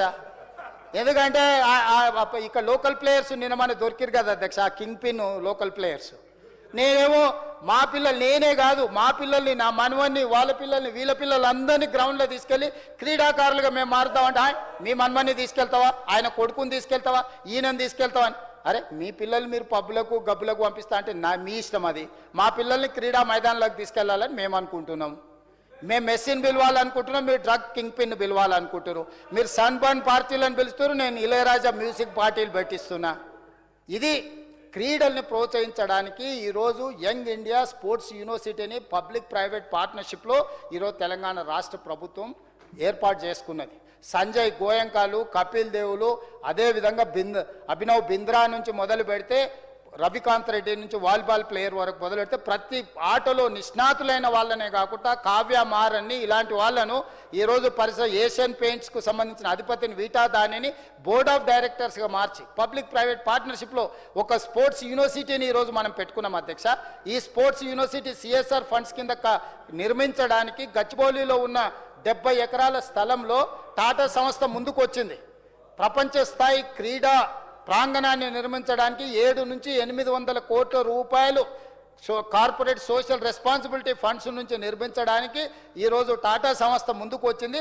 ఆ క్రీడా ప్రాంగణానికి రతన్ టాటా పేరు పెట్టడానికి ఈరోజు కాంగ్రెస్ పార్టీ నిర్ణయం తీసుకుంటే దాన్ని కూడా మీరు అభినందించకపోతే దాని మీద కూడా మీరు అవాకులు చవాకులు మాట్లాడితే ఇది ఏ రకంగా యువత మిమ్మల్ని క్షమిస్తుంది, ఏ రకంగా మిమ్మల్ని ఈ తెలంగాణ సమాజం మన్నిస్తుంది ఒకసారి ఆలోచన చేయమని వారికి ప్రతిపక్షాన్ని నేను సూచన చేస్తున్నా అధ్యక్ష. అదేవిధంగా తెలంగాణ రైజింగ్ పాలసీ గురించి నేను డీటెయిల్గా చెప్పిన అధ్యక్ష. అదేవిధంగా హిల్ట్ పాలసీ అధ్యక్ష, దీని మీద ఈరోజు నేను అథారిటేటివ్గా చెప్పదలుచుకున్నా. హిల్ట్ పాలసీకి సంబంధించి ఇక్కడుండే పరిశ్రమలను ఏ కోర్ అర్బన్ రీజియన్ నుంచి మ్యానుఫ్యాక్చరింగ్ జోన్కు తరలించడానికి ఏదైతే విధానం తీసుకొచ్చినామో నేను ఈరోజు సూటిగా సవాలు విసురుతున్నా. ప్రతిపక్షానికి సంబంధించిన ఇద్దరిని ఉపనాయకుడిని అదేవిధంగా ఆ వెనకాల కూర్చొని నకలు చిట్టీలు అందించే ఇద్దరిని మీరు లెటర్ రాయండి. దీనికి సంబంధించి జూన్ 2, 2014 నుంచి ఈనాటి వరకు పరిశ్రమల తరలింపు విషయంలో, ల్యాండ్ కన్వర్షన్ విషయంలో, ల్యాండ్ రెగ్యులరైజేషన్ విషయంలో తీసుకున్న నిర్ణయాల మీద మీరు అడిగిన ఎంక్వైరీకి నేను ఆర్డర్ ఇస్తాను అని వేదిక మీద నుంచి చెప్తున్నా అధ్యక్ష. Including health policy, your previous policy, pick and choose selected, కావాల్సిన వాళ్ళకి ఏ విధంగా భూములు కట్టబెట్టినరో నేను సిద్ధంగా ఉన్న ఎంక్వైరీకి ఆర్డర్ చేయడానికి. ఈరోజు హరీష్ రావు గారు, కేటీఆర్ గారు ఒకే లెటర్ హెడ్ మీద సంతకం పెట్టి ఏ ఏజెన్సీని అడుగుతారో, ఏ ఏజెన్సీ అయినా అడగనియండి, ఎనీ ఏజెన్సీ, సిబిఐ అడుగుతారా, ఈడీ అడుగుతారా, ఇన్కమ్ ట్యాక్స్ అడుగుతారా, సిట్ అడుగుతారా, లేకపోతే ఇంకేదైనా అంతర్జాతీయ సంస్థ ఉందా, ఏ సంస్థనైనా అడగమని విచారణ చేయడానికి నేను సిద్ధంగా ఉన్నా. అదేవిధంగా టీడీఆర్కు సంబంధించి ఆరోపణలు చేశారు. టీడీఆర్లు లక్షల కోట్ల రూపాయల అవినీతి జరిగిందని జూన్ 2, 2014 నుంచి ఈ రోజు వరకు టీడీఆర్లు ఇచ్చిన వాటిని బదిలీ చేసిన వాటి మీద ఏ ఎంక్వైరీ అడుగుతా ఆ ఎంక్వైరీ నేను వేయడానికి సిద్ధంగా ఉన్న అధ్యక్ష. టీడీఆర్ మీద, హెల్త్ పాలసీ మీద మీరు లేఖ రాయండి. మీరు అడిగిన విచారణ ఇదే సభలో ప్రకటించకపోతే ఈ ప్రభుత్వం ఇదే సభలో క్షమాపణ చెప్తుంది. మీరు ముందుకు వచ్చి చేయాల్సిందిగా హెల్త్ పాలసీని తీసుకొచ్చిన అధ్యక్ష. ఇది ఒక మంచి పాలసీ. ఈ పాలసీని కూడా వివాదం చేసి ఈ పాలసీలో కూడా ఏదేదో ఆరోపణలు చేయడం ద్వారా పర్యావరణాన్ని కాపాడి పరిశ్రమలను తరలించి ఒక పరిశుద్ధమైన నగరంగా, క్లీన్ సిటీగా హైదరాబాద్ని తీర్చిదిద్దుకుందామంటే ఇది వీళ్ళ ధోరణి. అదేవిధంగా స్వచ్ఛ హరిత ఇంధన విధానం, గ్రీన్ ఎనర్జీ పాలసీ, ఇన్వెస్ట్మెంట్స్తో పాటు గ్రీన్ ఎనర్జీ అనేది చాలా ఇంపార్టెంట్ అయిపోయింది. పిఎస్పీలు కావచ్చు, సోలార్ కావచ్చు, రకరకాల ద్వారా ఈరోజు న్యూక్లియర్తో పవర్ ఉత్పత్తి చేసే రకరకాల పరిశ్రమలు వచ్చినాయి అధ్యక్ష. టీజీ రెడ్కో యొక్క తెలంగాణ స్వచ్ఛ హరిత ఇంధనం విధానము 2025-2030 నాటికి 20,000 మెగావాట్ల పునరుత్పాదక ఇంధనం నిల్వ సామర్థ్యాన్ని జోడించడం, సుస్థిరతను పెంపొందించడం, 80,000 కోట్ల రూపాయల పెట్టుబడులను ఆకర్షించడం ద్వారా గ్రీన్ ఎనర్జీ పాలసీతో ఇన్వెస్ట్మెంట్స్ తీసుకొచ్చి, ఈ ఇన్వెస్ట్మెంట్స్ పవర్ ఉంటే ఇన్వెస్ట్మెంట్స్ వస్తాయి, పరిశ్రమలు వస్తాయి. విద్యుత్తు మనం నిరంతరాయంగా అందించినప్పుడే పరిశ్రమలు వేగంగా అభివృద్ధి చెందుతాయి. ఆనాడు మిగతా ప్రాంతాలలో ఉన్న కోతలు ఉన్న హైదరాబాద్ నగరంలో అన్ఇంటరప్టెడ్ పవర్ ఇచ్చినందుకే ఈరోజు ఇన్ని ఐటీ పరిశ్రమలు, ఫార్మా ఇండస్ట్రీ వచ్చి ఈరోజు 60% ఆర్థిక వ్యవస్థ ఈ ప్రాంతంలోనే కేంద్రీకృతమై ఉండే అభివృద్ధి జరిగిందంటే కేవలం ఇంధనం ద్వారా. ఈరోజు 20,000 మెగావాట్లు గ్రీన్ ఎనర్జీని ఉత్పత్తి చేయడానికి పాలసీ తీసుకొస్తే, ఎనర్జీ పాలసీ తీసుకొస్తే దాన్ని కూడా అభినందించకుండా కాళ్ళల్లో కట్టబెడతామంటే ఇంక ఏమనాలి అధ్యక్ష, ఒకసారి ఆలోచన చేయండి. అదేవిధంగా life sciences policy 2026 and 2030 Telangana next gen life sciences policy ప్రకారం 2030 నాటికి రాష్ట్రాన్ని ప్రపంచంలోని టాప్ 5 లైఫ్ సైన్సెస్ హబ్లుగా ఒకటిగా నిలపాలని ఈరోజు మా ప్రభుత్వం నిర్ణయం తీసుకున్నది. 2 లక్షల కోట్ల పెట్టుబడులు, 5 లక్షల కొత్త ఉద్యోగాలను ఈరోజు కల్పించాలని పాలసీ తీసుకొచ్చినాం. ఈ పాలసీ అంతా నిరుద్యోగ యువతకు ఉద్యోగ ఉపాధి అవకాశాలు కల్పించాలి, అదేవిధంగా రాష్ట్రానికి పెట్టుబడులు ఆకర్షించాలి, రాష్ట్ర ఆదాయం పెంచాలి, పేదలకు పంచాలి అనే విధానంతో ఈరోజు పాలసీ తెస్తే పేదల పట్ల ఏమాత్రం గౌరవం ఉన్నా ఈరోజు పేదలే రాజులుగా ఈరోజు రాష్ట్రాన్ని పరిపాలించడానికి సేవకులుగా నియమిస్తుంటే ఆ పేదల కోసం తీసుకొచ్చిన మంచి పాలసీని కూడా వాళ్లకు అభినందించడానికి మనసు రాకపోతే ఏ రకమైన దుర్మార్గమైన దారిలో వాళ్ళు ప్రయాణిస్తురో ఒక్కసారి ఆలోచన చేయాల్సిందిగా తమరికి విజ్ఞప్తి చేస్తున్న అధ్యక్ష. అదేవిధంగా అధ్యక్ష, నిరుద్యోగ యువకులను తెలంగాణ ఉద్యమం సందర్భంగా భావోద్వేగాలను, వాళ్ళ యొక్క ఆవేశాన్ని అనుకూలంగా మార్చుకొని 1,200 మంది విద్యార్థులు ఆత్మ బలిదానాలు చేసుకుంటే ఏర్పడ్డది తెలంగాణ. ఓ శ్రీకాంతాచారి, ఓ ఈశాన్ రెడ్డి, ఓ కానిస్టేబుల్ కిష్టయ్య, ఓ యాదయ్య, ఓ వేణుగోపాల్ రెడ్డి, ఇలా చెప్పుకుంటూ పోతే 100 మంది పేర్లు ఉన్నాయి అధ్యక్ష. భావోద్వేగానికి తెలంగాణ రాష్ట్రాన్ని సాధించాలి, మా మరణమైన ఈ రాష్ట్ర కళని సాకారం చేస్తుందని త్యాగాలు చేసింది. వాళ్ళు ఆ విధంగా ఉంటే 100 రూపాయలతోని పెట్రోల్ దొరికింది సీసా నిండా, కానీ 10 పైసలు అగ్గిపెట్టి దొరకలేదు అధ్యక్ష, అగ్గిపెట్టే రావులకు. కానీ ఆ పిల్లలు మాత్రం ఈరోజు తెలంగాణ రాష్ట్రాన్ని సాధించారు. వాళ్ళ ప్రధానమైన లక్ష్యం ఏంది అధ్యక్ష? అగ్గిపెట్టే రావును మంత్రిని చేయాలనో, లేకపోతే ఉద్యమాలు చేసినా అనుకుని ఆయన కొడుకును మంత్రిని చేయాలను, వాళ్ళ బిడ్డల్ని ఎంపీలను ఎమ్మెల్సీలను చేయాలను, లేకపోతే వాళ్ళ చుట్టాలను రాజ్యసభలకు పంపించాలని చచ్చిపోలే అధ్యక్ష. తెలంగాణ రాష్ట్రం రావాలి, లక్షలాది నిరుద్యోగ యువకులకు ఉపాధి అవకాశాలు రావాలి, దళితులు, గిరిజనులు, ఆదివాసీలు, బలహీన వర్గాలు, మైనారిటీలు బాగుపడాలి అని ఆ పిల్లలు ఆత్మ బలిదానం చేసుకొని తెలంగాణ రాష్ట్రాన్ని సాధించిండ్రు అధ్యక్ష. ఆ ఉద్యమకారుల స్ఫూర్తి, ఆత్మ బలిదానాలు చేసుకున్న విద్యార్థుల జ్ఞాపకాలు గుర్తున్న వాళ్ళు ఎవరు కుటుంబ సంక్షేమం కోసం కాకుండా కుటుంబమే, నలుగురు కుటుంబ సభ్యులే మొత్తం తెలంగాణ అని వాళ్ళు అనుకుంటే 4 కోట్ల తెలంగాణ ప్రజలు మా కుటుంబం అని నా మంత్రివర్గ సభ్యులు, మా శాసనసభ్యులు అనుకోబట్టి 4 కోట్ల తెలంగాణ నా కుటుంబ సభ్యుల కోసం భవిష్యత్ ప్రణాళికలను సిద్ధం చేసి ఈనాడు గవర్నర్ గారి ద్వారా ఈ సభలో ప్రవేశపెడితే అభినందించాల్సింది పోయి అవమానించే విధంగా మాట్లాడడము ఏ మేరకు సమంజసము? అంత అనుభవం కలిగిన మొట్టమొదటిసారి గవర్నర్ గారు తెలంగాణ తల్లిని ఆవిష్కరించుకొని సభలోకి వచ్చి జయ జయ హే తెలంగాణ గీతానికి లేచి నిలబడి గౌరవం ఇచ్చిన ఆ గవర్నర్ గారిని గౌరవించడానికి ప్రధాన ప్రతిపక్ష నాయకుడు సభకు హాజరు కాకపోవడాన్ని తెలంగాణ సమాజం నిశితంగా గమనిస్తుంది. నేను విమర్శ చేయదలుచుకోలేదు, కానీ బాధ్యత గుర్తు చేయదలుచుకున్న ప్రధాన ప్రతిపక్ష నాయకుడు గారికి అధ్యక్ష, ఈరోజు తెలంగాణలో నిరుద్యోగ సమస్య అత్యంత కీలకమైన సమస్య. మేము నోటిఫికేషన్లు ఇచ్చినాం అంటున్నారు. 10 సంవత్సరాలు పడుతుందా అధ్యక్ష నోటిఫికేషన్ ఇచ్చి ఉద్యోగాలు నింపడానికి? తెలంగాణ పబ్లిక్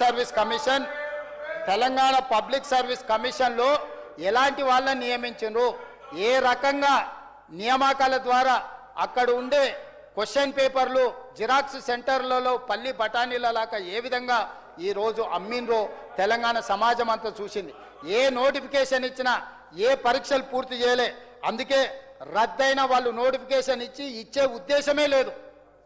ఇచ్చే ఉద్దేశమే ఉంటే నోటిఫికేషన్లు ఇచ్చిన 3 నెలల ఏ పరీక్షలైనా పూర్తి చేసి నియామకాలు చేపట్టవచ్చు, కానీ చేయలే. కానీ అదే కరీంనగర్లో వాళ్ళ బంధువు ఎంపీకి నిలబడి ఓడిపోతే ఎంబడే ప్లానింగ్ కమిషన్ వైస్ చైర్మన్ ఇచ్చారు. వాళ్ళ కుటుంబ సభ్యులు నిజామాబాద్ పార్లమెంట్కి ఓడిపోతే 6 నెలలు తిరిగే లోపల ఎమ్మెల్సీగా నియామకం చేపట్టిండ్రు. వాళ్ళ కుటుంబంలో నిరుద్యోగ సమస్యని తీవ్రమైన సమస్య, కుటుంబంలో ఉన్న వాళ్ళకు ఉద్యోగాలు ఉపాధి కల్పించడమే ఈ రాష్ట్ర ప్రభుత్వం ఉన్నదని వాళ్ళు భావిస్తే తెలంగాణ 1200 మంది నిరుద్యోగ యువకులు ఆత్మ బలిదానాలు చేసుకున్నది ఆ కుటుంబంలో 4 ఉద్యోగాల కోసమని వాళ్ళు భావించడం వల్లే తెలంగాణ సమాజంలో నోటిఫికేషన్లు ఇచ్చినా ఉద్యోగాలు చేపట్టలేదు. నోటిఫికేషన్లు ఇచ్చినా కోర్టుల్లో లిటిగేషన్స్ కొనసాగించారు. నోటిఫికేషన్లు ఇచ్చినా ప్రశ్న పత్రాలను జిరాక్స్ సెంటర్లలో పల్లి బఠానీలలాగా అమ్ముకొని మార్కెటింగ్ చేసుకున్నారు. అందుకే అధ్యక్ష, గ్రూప్ 1 ఉద్యోగం ఉమ్మడి రాష్ట్రంలో 2011లో నోటిఫికేషన్ ఇస్తే 2019లో నియామకాలు చేపట్టారు. 2017లో తెలంగాణ రాష్ట్రంలో నోటిఫికేషన్ ఇస్తే 2025 వరకు కూడా వాళ్ళు నోటిఫికేషన్లను నియామకాలను 2023 వాళ్ళు ఉన్నప్పటి వరకు కూడా నియామకాలు చేపట్టలేదు అధ్యక్ష. అందుకే గ్రూప్ 1కు సంబంధించి పాత నోటిఫికేషన్ను రద్దు చేసి కొత్త నోటిఫికేషన్ ఇచ్చి 562 పోస్టులను గ్రూప్ 1 ప్రిలిమ్స్ని, మెయిన్స్ని, పరీక్షల్ని, ఇంటర్వ్యూలను అన్ని కంప్లీట్ చేసి శిల్పకళా వేదికగా నియామక పత్రాలు ఇచ్చినాం. ఇది కూడా వదిలినరా అధ్యక్ష? వివాదాలు, కోట్ల రూపాయలతో ఉద్యోగాలు అమ్ముకున్నారు, లేకపోతే ప్రశ్నపత్రాలు ఇవి అవి అని అంటే కోర్టు లాగిపెట్టి చెంపలు వాయించి ఇది సక్రమమైన ఇది మీరు కొనసాగించండి అంటే 562 మంది తెలంగాణ బిడ్డలు ఇవాళ తెలంగాణ పునర్నిర్మాణంలో భాగస్వాములు అయినరు, మున్సిపల్ కమిషనర్లు అయినరు, డిఎస్పీలు అయినరు. మా లక్ష్మణ్ చెప్తుండే 22 మంది డిఎస్పీలు ఈరోజు దళితుల పిల్లలు, ఇతరుల పిల్లలు ఈరోజు గ్రూప్ 1లో సెలెక్ట్ అయినరాని. నేను మొన్న వాళ్లకు ట్రైనింగ్ ఇస్తే మరి చెన్నారెడ్డి మానవ వనరుల విభాగానికి వెళ్ళిన వాళ్ళని చూస్తే నాకు కడుపు నిండింది, సంతోషం అనిపించింది. కోర్టులకు వెళ్ళి న్యాయస్థానాలలో ప్రభుత్వం నిలబడి 562 మంది తెలంగాణ బిడ్డలను తెలంగాణలో అధికారులుగా నియమించినాం. నేను కలలుగా అంటున్న 34కు $1 ట్రిలియన్, నేను కలలుగా అంటున్న 47కు $3 ట్రిలియన్ ఎకానమీకి బ్రాండ్ అంబాసిడర్లుగా తెలంగాణ పునర్నిర్మాణంలో ఆ పిల్లలు భాగస్వాములై తెలంగాణను ముందుకు నడిపిస్తారని నాకు ఒక విశ్వాసం, నమ్మకం కలిగింది. ఆ పిల్లల్లో ఉన్న చురుకుదనాన్ని చూసి వాళ్ళ కోసం అధ్యక్ష ఈ తెలంగాణ విజన్ డాక్యుమెంట్ అది కూడా వీళ్ళకు నచ్చట్లేదంటే ఇక మనం ఏం చెప్తాం అధ్యక్ష? గ్రూప్ 2 అధ్యక్ష, గ్రూప్ 2 పరీక్షల్ని ప్రభుత్వం ప్రశాంతంగా నిర్వహించడమే కాకుండా 2025 సెప్టెంబర్ 28న ఫలితాలను విడుదల చేసింది. ఉద్యోగాలకు ఎంపికైన 782 మంది అభ్యర్థులకు అక్టోబర్ 18న నియామక పత్రాలు అందించి ఈరోజు 782 గ్రూప్ 2 ఉద్యోగస్తులను ఈరోజు తెలంగాణ రాష్ట్ర ప్రభుత్వం నియామకాలు చేపట్టింది అధ్యక్ష. నేను సంతోషంగా ఈ సభలో నేను ప్రకటిస్తున్నా అధ్యక్ష. అదేవిధంగా గ్రూప్ 3 కూడా 1370 ఉద్యోగాలను 2022లో వాళ్ళు నోటిఫికేషన్ ఇచ్చి నియామకాలు చేపట్టకపోతే నేను వచ్చిన తర్వాత పూర్తి చేసి ఈ ఏడాది జనవరి 16న శిల్పకళా వేదికగా 1370 మంది గ్రూప్ 3 ఉద్యోగస్తులకు నియామక పత్రాలు ఇచ్చి తెలంగాణ పునర్నిర్మాణంలో ఈ పిల్లలను ఈ అధికారులను భాగస్వాములు చేసిన దాన్నైనా వీళ్ళు అభినందించాలి కదా అధ్యక్ష.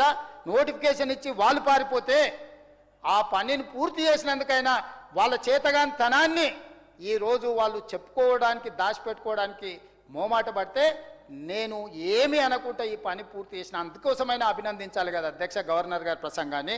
అదేవిధంగా గ్రూప్ 4 అధ్యక్ష, గ్రూప్ 4లో కూడా 8143 మంది అభ్యర్థులకు నియామక పత్రాలు అందించిన అధ్యక్ష. గ్రూప్ 1, 2, 3, 4 ద్వారానే కాకుండా టీజీపీఎస్సీ వివిధ విభాగాలలో తెలంగాణ రాష్ట్ర ప్రభుత్వంలో ఉన్న ఖాళీలను వివిధ విభాగాలలో 6469 ఖాళీలను భర్తీ చేయడం జరిగింది అధ్యక్ష. అదేవిధంగా అధ్యక్ష ఇదే కాదు అధ్యక్ష, ఇంకా ఉన్నాయి.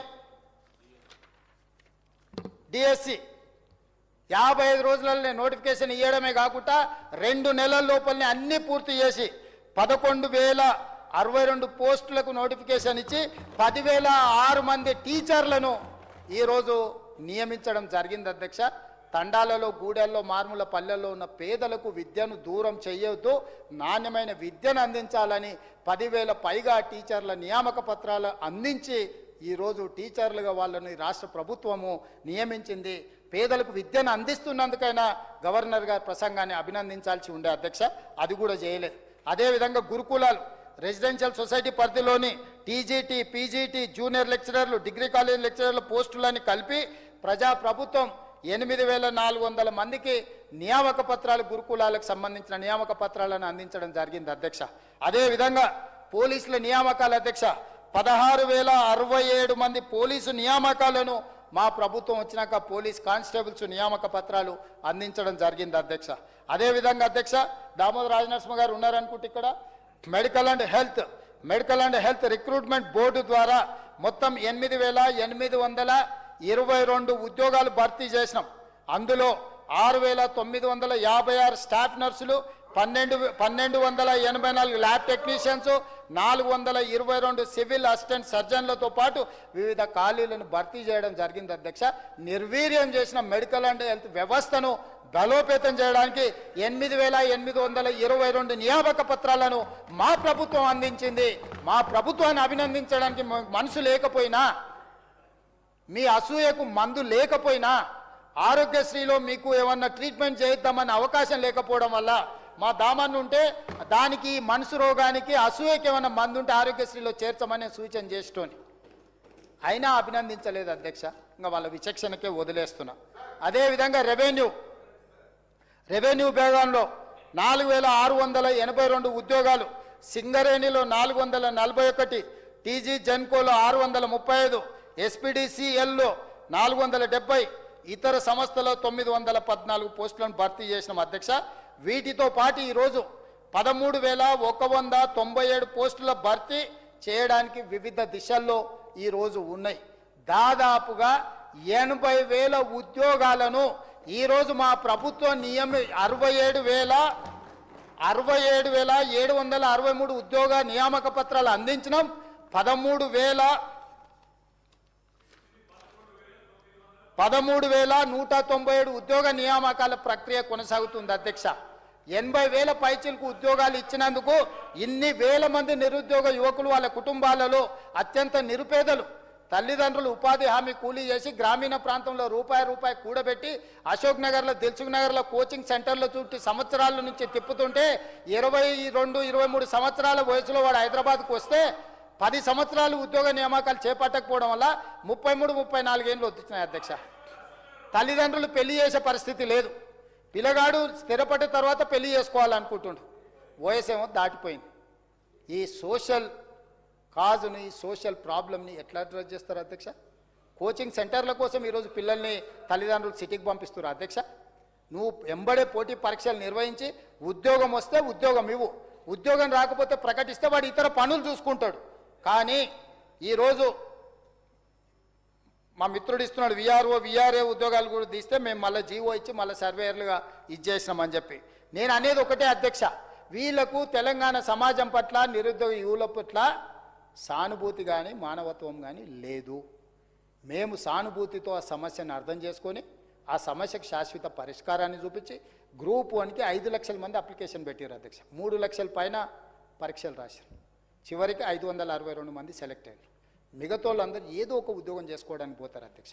ఈ పరీక్షల ఫలితాలు ఇవ్వకపోతే 5 లక్షల మంది ఇక్కడనే కోచింగ్ సెంటర్లలో తిరుగుతారు అధ్యక్ష. గ్రూప్ 2లో కూడా దాదాపుగా 3 లక్షల పైచిలకు పరీక్షలకు ప్రిపేర్ అయినారు అధ్యక్ష. 782 మంది సెలెక్ట్ అయితే మిగతా లక్షల మంది ఇతర ఉద్యోగాలకు పోయారు. ఇట్లా దాదాపుగా ఒక 15 లక్షల మంది తెలంగాణ నిరుద్యోగ యువకులు group 1, group 2, group 3, group 4, police recruitment, ఇతర రిక్రూట్మెంట్లల్లో మనం ప్రయత్నం చేస్తే ఉద్యోగం వస్తుందని ఏ పని ఏ వ్యాపకానికి పోకుండా పోటీ పరీక్షలకు ప్రిపేర్ అయ్యి సంవత్సరాల కొద్దీ ఒక దశాబ్ద కాలం ఎదురు చూస్తే నోటిఫికేషన్లు ఇచ్చి చేతులు దులుపుకొని వాళ్ళు అవతల పడితే శివరాఖరికి ప్రతిపక్షంలో కూర్చోబెడితే పోయి ఫామ్ హౌస్లో నిద్రపోతే బాధ్యతగా ఆ పిల్లలకు పెద్దన్నగా నిలబడి వాళ్ళ కుటుంబ సభ్యుడిగా నిలబడి అన్ని సమస్యలను పరిష్కరించి పోటీ పరీక్షలు నిర్వహించి ఫలితాలను ప్రకటించి ఉద్యోగ నియామక పత్రాలు ఇక్కడికి పిలిపించి వాళ్ళ తల్లిదండ్రులు అందరినీ పిలిపించి వాళ్ళకు బుక్కెడు బువ్వ పెట్టి సంతోషంగా వాళ్లకు సర్టిఫికెట్లు అందిస్తే దాన్ని కూడా అభినందించకుండా దాన్ని కూడా నిందిస్తే మీరు మీ ఇంటోళ్లకు ప్లానింగ్ కమిషన్ వైస్ చైర్మన్ ఇచ్చినా, మీ ఇంటోళ్లకు రాజ్యసభ ఇచ్చినా, మీ ఇంటోళ్లకు ఓడిపోతే ఎమ్మెల్సీ ఇచ్చినా మీకు సంతోషం. కానీ పేదోళ్లకు డిఎస్పీ, మున్సిపల్ కమిషనరో, లేకపోతే ఒక రెవెన్యూ ఆఫీసర్గా, లేకపోతే ఒక డాక్టర్గా, ఒక పోలీస్ కానిస్టేబుల్గా ఉద్యోగం వస్తే ఆ కుటుంబానికి ఎంత సంతోషం ఉంటుంది అధ్యక్ష? మీ నలుగురేనా తెలంగాణ? 4 కోట్ల ప్రజలు ఈ తెలంగాణ కాదా? ఈ తెలంగాణకు వారసులు ఎవరు? మీరా? ఈ తెలంగాణ మీకోసం వచ్చింది అనుకుంటున్నారా? మిమ్మల్ని ముఖ్యమంత్రులను చేయడానికి, మిమ్మల్ని మంత్రులను చేయడానికి, మిమ్మల్ని ఎంపీలను చేయడానికి, మిమ్మల్ని ఎమ్మెల్సీలు చేయడానికి 100 మంది తెలంగాణ పిల్లలు ఈరోజు ఆత్మ బలిదానాలు చేసుకున్నారని మాట్లాడుతురా? కొంచెమైనా సిగ్గుపడాలి అధ్యక్ష నిలబడి మాట్లాడేటప్పుడు. సమాజం ఏమనుకుంటుందో అని సమాజం పట్ల భయమన్న భక్తి అన్న ఉండాలి అధ్యక్ష. భయము భక్తి లేని బర్తెగింపుతనము వాళ్ళ మాటల ద్వారా బయటపడ్డది అధ్యక్ష. అదేవిధంగా అప్పుల గురించి మాట్లాడుతున్నారు అధ్యక్ష. నేను ఎక్కువ చెప్పదలుచుకోలేదు అధ్యక్ష, అప్పుల గురించి మళ్ళీ ఎట్లా బడ్జెట్లో చెప్తాం. నేను సింపుల్గా ఒక మాట చెప్పదలుచుకున్నా అధ్యక్ష. తెలంగాణ రాష్ట్రం వచ్చినప్పుడు ఉన్న అప్పులేంది, వాళ్ళు మాకు అప్పచెప్పేటప్పటికి ఉన్న అప్పులేంది. మేము అందించినప్పుడు జూన్ 2, 2014 నాడు 69,000 కోట్ల చిల్లర ఏదో అప్పు ఉన్నదని చెప్పారు అధ్యక్ష. అధ్యక్ష ఈరోజు నేను స్పష్టంగా చెప్తున్నా, ఎఫ్ఆర్బిఎం లోన్స్ 3,89,673 కోట్లు ఎప్పటికీ 1/12/2023 నాటికి. అదేవిధంగా government guaranteed loans raise by SPVs but serviced by government 1,27,208 కోట్లు. ఈ రెండు కలిపితే 5,16,881 కోటి. అదేవిధంగా అధ్యక్ష government guarantee loans which are raised by SPVs and serviced by them, అంటే వాళ్ళే కట్టుకొని కార్పొరేషన్స్ ఏమన్నా ఉంటే కట్టుకున్న దాంట్లో 95,462 కోట్లు. అదేవిధంగా non guarantee loans which are paid by corporations, అంటే గవర్నమెంట్ గ్యారంటీ అవసరం లేదు, వాళ్ళే తెచ్చుకొని వాళ్ళే కట్టుకుంటారు. ఇవి కలిపి 6,41,757 కోట్లు ఇవి అధ్యక్ష. 1,40,000 కోట్లు చేతి బదుల కింద అప్పులు పెట్టిపోయినారు అధ్యక్ష. అంటే కాంట్రాక్టర్ల బిల్లులు కావచ్చు, పెన్షన్లు కావచ్చు, రిటైర్మెంట్ ఉద్యోగుల గురించి ఆయన గారు ముసలికాన్ నీరు కాలుస్తున్నాడు. ఆ రిటైర్మెంట్ బెనిఫిట్స్ మీరు ఇవ్వకుండా మా నెత్తి మీద పెట్టిపోయినరు. ఇట్లాంటివి కలిపితే కాంట్రాక్టర్ల బిల్లుల నుంచి రిటైర్మెంట్ ఉద్యోగుల బెనిఫిట్స్ వరకు లెక్క కడితే 1,40,000 కోట్ల చేతి బదుల అప్పులు. రిజర్వ్ బ్యాంకులో కూడా అడ్వాన్స్ తెచ్చేసుకోరు, జీతభత్యాలు ఎన్నికొతే ఆడ డబ్బులు లేవు. అన్ని కలిపితే 8,11,000 కోట్ల రూపాయలతో మాకు అప్పు చెప్పారు అధ్యక్ష. మమ్మల్ని అప్పు చేసిండ్రు అంటారు అధ్యక్ష. నేను అది కూడా చెప్తా అధ్యక్ష. ఎఫ్ఆర్బిఎం లోన్స్లో మేము 1,62,400 కోట్ల రూపాయలు అప్పు తెచ్చినాం అధ్యక్ష. ఈ కార్పొరేషన్ దానికి సంబంధించి 7,955 కోట్లు తెచ్చినాం అధ్యక్ష. ఈ రెండు కలిపి 1,69,959 కోట్లు మేము అప్పు చేస్తే మేము వాళ్ళు చేసిన అప్పులకు ఏది 28/1/2023 నుంచి 28/2/2026 వరకు మేము చేసిన అప్పు 1,69,959 కోట్ల అధ్యక్ష. మేము అప్పులకు చెల్లించింది ఎంత తెలుసా అధ్యక్ష? 1,76,801 కోటి. వాళ్ళు చేసిన అప్పులకు మిత్తీలకు ఎఫ్ఆర్బిఎం లోన్లో దీంట్లో కలిపి మేము తెచ్చింది తక్కువ, మేము చెల్లించింది ఎక్కువ. అంటే మేము వాళ్ళు తెచ్చిన అప్పులకు అసలుకు మిత్తి కట్టడానికి అది కార్పొరేషన్స్ రిలేటెడ్లో 1,54,000 కోట్లు, 1,54,217 కోట్లు. అదేవిధంగా నాన్ గ్యారంటీ లోన్స్ 23,119 కోట్లు. ఇవన్నీ కలిపితే 3,47,294 కోట్లు మేము అప్పు చేసినాం అధ్యక్ష. ఎప్పటి నుంచి? 1/12/2023 నుంచి అధ్యక్ష. బాగా సభ్యులందరూ వినాలి. 28/2/2026 వరకు దాదాపుగా ఈ 27 నెలలలో మేము తెచ్చిన అప్పు 3,47,294 కోట్ల అధ్యక్ష. మేము తెచ్చిన అప్పు టోటల్గా.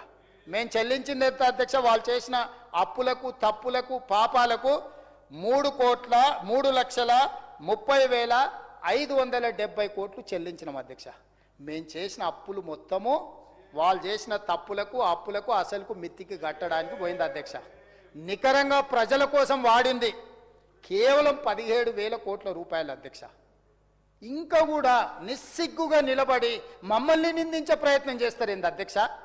మీరు చేసిన విపరీతమైన అప్పులు, అడ్డగోలుగా తప్పులను సరిదిద్దుకోవడానికే మా జీవితం హూనమైపోతుంది అధ్యక్ష. నిద్రలేని రాత్రులు పాపం మా బట్టి విక్రమార్క గారు, ఆయన పరిస్థితి అగమ్య గోచరం అయిపోయింది. అంతకుముందు స్మార్ట్గా ఉండేటోడు, గడ్డానికి నీట్గా రంగేసుకొని, ఇప్పుడు అది కూడా మర్చిపోయింది ఇలా దెబ్బకు. 3,30,30,570 కోట్లు మేము చెల్లించినాం అధ్యక్ష. దీని వివరాలు మళ్ళీ మొత్తం టోటల్గా వచ్చినప్పుడు చెప్తాం. ఎంత అప్పు, ఎంత మిత్తికి తెచ్చిరు తెలుసా అధ్యక్ష? మంది కాకపోతే ఢిల్లీ దాకా దేకమన్నాడు అంటే వెనకటికి ఓడు. 11.5%తో మిత్తితో తెచ్చిరు అధ్యక్ష. 10 ఏళ్ళకు 12 ఏళ్లకు. మార్కెట్లో 8-8.5% బొచ్చడుగా అప్పులు ఇచ్చేటోళ్ళు ఉంటే కమిషన్లకు కక్కుర్తిపడి 11.9% అప్పులకు తెస్తే నేను ఢిల్లీకి తిరిగి మోడీ గారి దగ్గరకు పోయి, నిర్మలా సీతారామన్ గారి దగ్గరకు పోయి పదే విజ్ఞాపనలు చేసి లోన్ తగ్గించుకోవడానికి చేసి ఈ సంవత్సరం 27,000 కోట్ల పైచలకు నేను డెట్ రీస్ట్రక్చర్ చేయించుకొని వచ్చిన అధ్యక్ష. 7.25% తగ్గించిన అధ్యక్ష. 20 ఏళ్ల కోసం ఉన్న అప్పును 39 ఏళ్లకు పొడిగించిన అధ్యక్ష. దీంతో నాకు ఎవ్రీ ఇయర్ యావరేజ్ 4,000 కోట్ల రూపాయలు మిగులుతుంది అధ్యక్ష. ఈ 4,000 కోట్లు పేదల సంక్షేమం కోసం వాడడానికి ఈరోజు ప్రయత్నం చేస్తున్నా. లాస్ట్ ఇయరే 27,000 కోట్లు, టోటల్గా 2 లక్షల కోట్ల డెట్ రీస్ట్రక్చర్ కోసం ఈరోజు కేంద్ర ప్రభుత్వం మనకు సానుకూలంగా స్పందిస్తుంది. నేను ఎందుకు ఈ వేదిక మీద నుంచి నిర్మలా సీతారామన్ గారికి కృతజ్ఞతలు చెప్పడానికి ఎందుకు వెనుకలేదు అధ్యక్ష?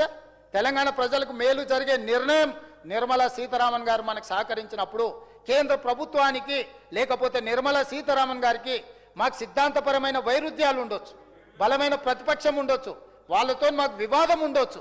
కానీ తెలంగాణ రాష్ట్రానికి సహకరించిన వాళ్లకు కనీసం మేము మా తెలంగాణ రాష్ట్రానికి సహకరించిండ్రు, మేము మనస్ఫూర్తిగా వాళ్ళ కృతజ్ఞతలు తెలియజేస్తున్నాం చెప్పడానికి బేసిజాలు ఎందుకు అధ్యక్ష? ఈరోజు ఈ మిగిలిన 1,000 కోట్ల రూపాయలు తెలంగాణ ప్రజల యొక్క సంక్షేమం కోసం, యువకుల కోసం, మహిళల కోసం, రైతుల కోసం వాడాలని ఈరోజు మేము ప్రయత్నం చేస్తే, ఆ వివరాలు చెప్తే వాటిని అభినందించడానికి కూడా వీళ్ళకి మనసు రాకపోతే ఇక వీళ్ళని ఏ విధంగా మాట్లాడాలి, ఏం చెప్పాలి అధ్యక్ష? మీరు ఒక్కసారి ఆలోచన చేయండి. ఇక అదేవిధంగా గ్యారంటీలు అందరూ వాళ్ళలాగానే అనుకుంటారు. పచ్చకామెరలు వచ్చిన వాళ్ళకు ఊరంతా పచ్చగానే కనిపిస్తా అని వెనకటికి చెప్పారు. రెండో సామెత కూడా చెప్పారు, నిజం గడప దాటక ముందే అబద్ధం ఊరంతా తిరుగుతుంది. ఎందుకంటే నెలకు 5 కోట్ల రూపాయలు ఖర్చు పెడుతుంది సోషల్ మీడియా అని అబద్ధాలు ప్రచారం చేయడానికి. మళ్ళా ఇక్కడ కూడా కాదు, అక్కడ సరే అక్కడ నిర్వహించడానికి ఆ మధ్యలోనే రకరకాలుగా దాగిపోయిండు పాపం. సరే దాని సంగతి మళ్ళీ వస్తా. కానీ అధ్యక్ష, 6 గ్యారంటీలకు సంబంధించి ఈ వేదిక నుంచి మా సహచర మంత్రులకే కాకుండా తెలంగాణ సమాజాన్ని కూడా నేను చెప్పదలుచుకున్నా. ముఖ్యంగా మహాలక్ష్మి 7/12/2023 నాడు మేము అధికారం చేపడితే 9/12/2023 నాడు ఇదే సభా ప్రాంగణంలో తమరి నాయకత్వంలో మన మహాలక్ష్మి ఉచిత బస్సు ఆడబిడ్డలకు బస్సు ప్రయాణాన్ని మనం ఏర్పాటు చేసుకున్నాం అధ్యక్ష. ఆనాటి నుంచి ఈనాటి వరకు తెలంగాణలో ఎక్కడికైనా వెళ్ళు, అమ్మగారింటికి ఆడబిడ్డలు వెళ్తారా, అమ్మవారిని దర్శించుకోవడానికి ఆడబిడ్డలు వెళ్తారా, ఎవరిని కూడా అనాపైస బస్సు కిరాయి అడగకుండా మా పొన్నం ప్రభాకర్ గారు ఏ జాతరలు వచ్చినా, లక్ష్మీ నరసింహస్వామి బ్రహ్మోత్సవాలు వచ్చినా, సమ్మక్క సారలమ్మ జాతర వచ్చినా, తెలంగాణలో ఏ మూల నుంచి ఏ మూలకైనా ఆడబిడ్డంగా ధైర్యంగా మా రేవంత్ అన్న అందించిన మహాలక్ష్మి పథకం ఉన్నది, మేము ప్రయాణం చేస్తామని ఈరోజు ప్రయాణం చేస్తున్నారు. దానికి గాను ఈరోజు 9,700 కోట్ల రూపాయలను మహిళలు ఆదా చేసుకున్నారు. ప్రతి నెల 300 నుంచి 350 కోట్ల రూపాయలు కార్పొరేషన్ ఆర్టీసీకి ఈరోజు బట్టి విక్రమార్క గారు నిధులు చెల్లిస్తున్నారు అధ్యక్ష. ఆనాడు వాళ్ళ హయాంలో కార్మికులు, ఒక ఆయన గౌరవాధ్యక్షుడు ఉండే, ఇంకా నేను ఆయన పేరు తీసుకోదలుచుకోలేదు, కానీ ఆ అధ్యక్షుడు ఉన్నప్పుడు చేస్తే 50 మంది కార్మికులు చచ్చిపోయారు. శ్రీనివాస్ రెడ్డి అనే డ్రైవరు పెట్రోల్ పోసుకొని, ఆయన కొడుకు ఆర్మీలో చేస్తాడు, ఇంకొక ఆయన అమెరికాలో బాగా స్థిరపడ్డాడు, కానీ 50,000 సహచర కార్మికుల యొక్క బాగోగుల కోసం 50 రోజులు మొత్తం బంద్ పెడితే కూడా ఈ ప్రభుత్వం చర్చలకు పిలవకపోవడం వల్ల ఈ ప్రభుత్వ కార్మిక వ్యతిరేక వైఖరికి నిరసనగా ఆత్మహత్య చేసుకొని హాస్పిటల్ ఉంటే చూడడానికి అటువైపు కూడా మళ్ళీ చూడలే, కనీసం చుక్క కన్నీరు కూడా గార్చలే. మా పేరు తన్నీరు అని చెప్పుకుంటారు, కానీ ఏమంటారు గౌరవాధ్యక్షుడికి ఉన్న వ్యక్తి చుక్క కన్నీరు కూడా గార్చలే. ఆ కార్మికుడు చచ్చిపోతే మేం పోయి ఆ కుటుంబాలకు అండగా నిలబడ్డాం. ఇవాళ నష్టాలలో ఉన్న ఆర్టీసీని మహిళలకు ఉచిత బస్సు ప్రయాణం మహాలక్ష్మి గ్రూప్ ద్వారా అమలు చేయడంతో ఈరోజు లాభాల బాటలో పడుతుంది అధ్యక్ష. ఈరోజు ఆ సంస్థను నిలబెట్టినాం. మహాలక్ష్మి ఉచిత పథకాన్ని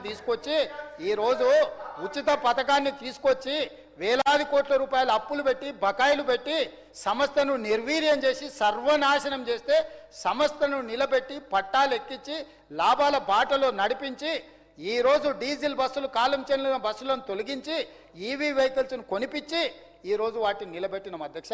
మహిళలను ఉచితంగా బస్సులో ప్రయాణం చేయడానికే కాదు అధ్యక్ష, ఆర్టీసీ బస్సులకు ఆడబిడ్డలను యజమానులను చేసినాం అధ్యక్ష.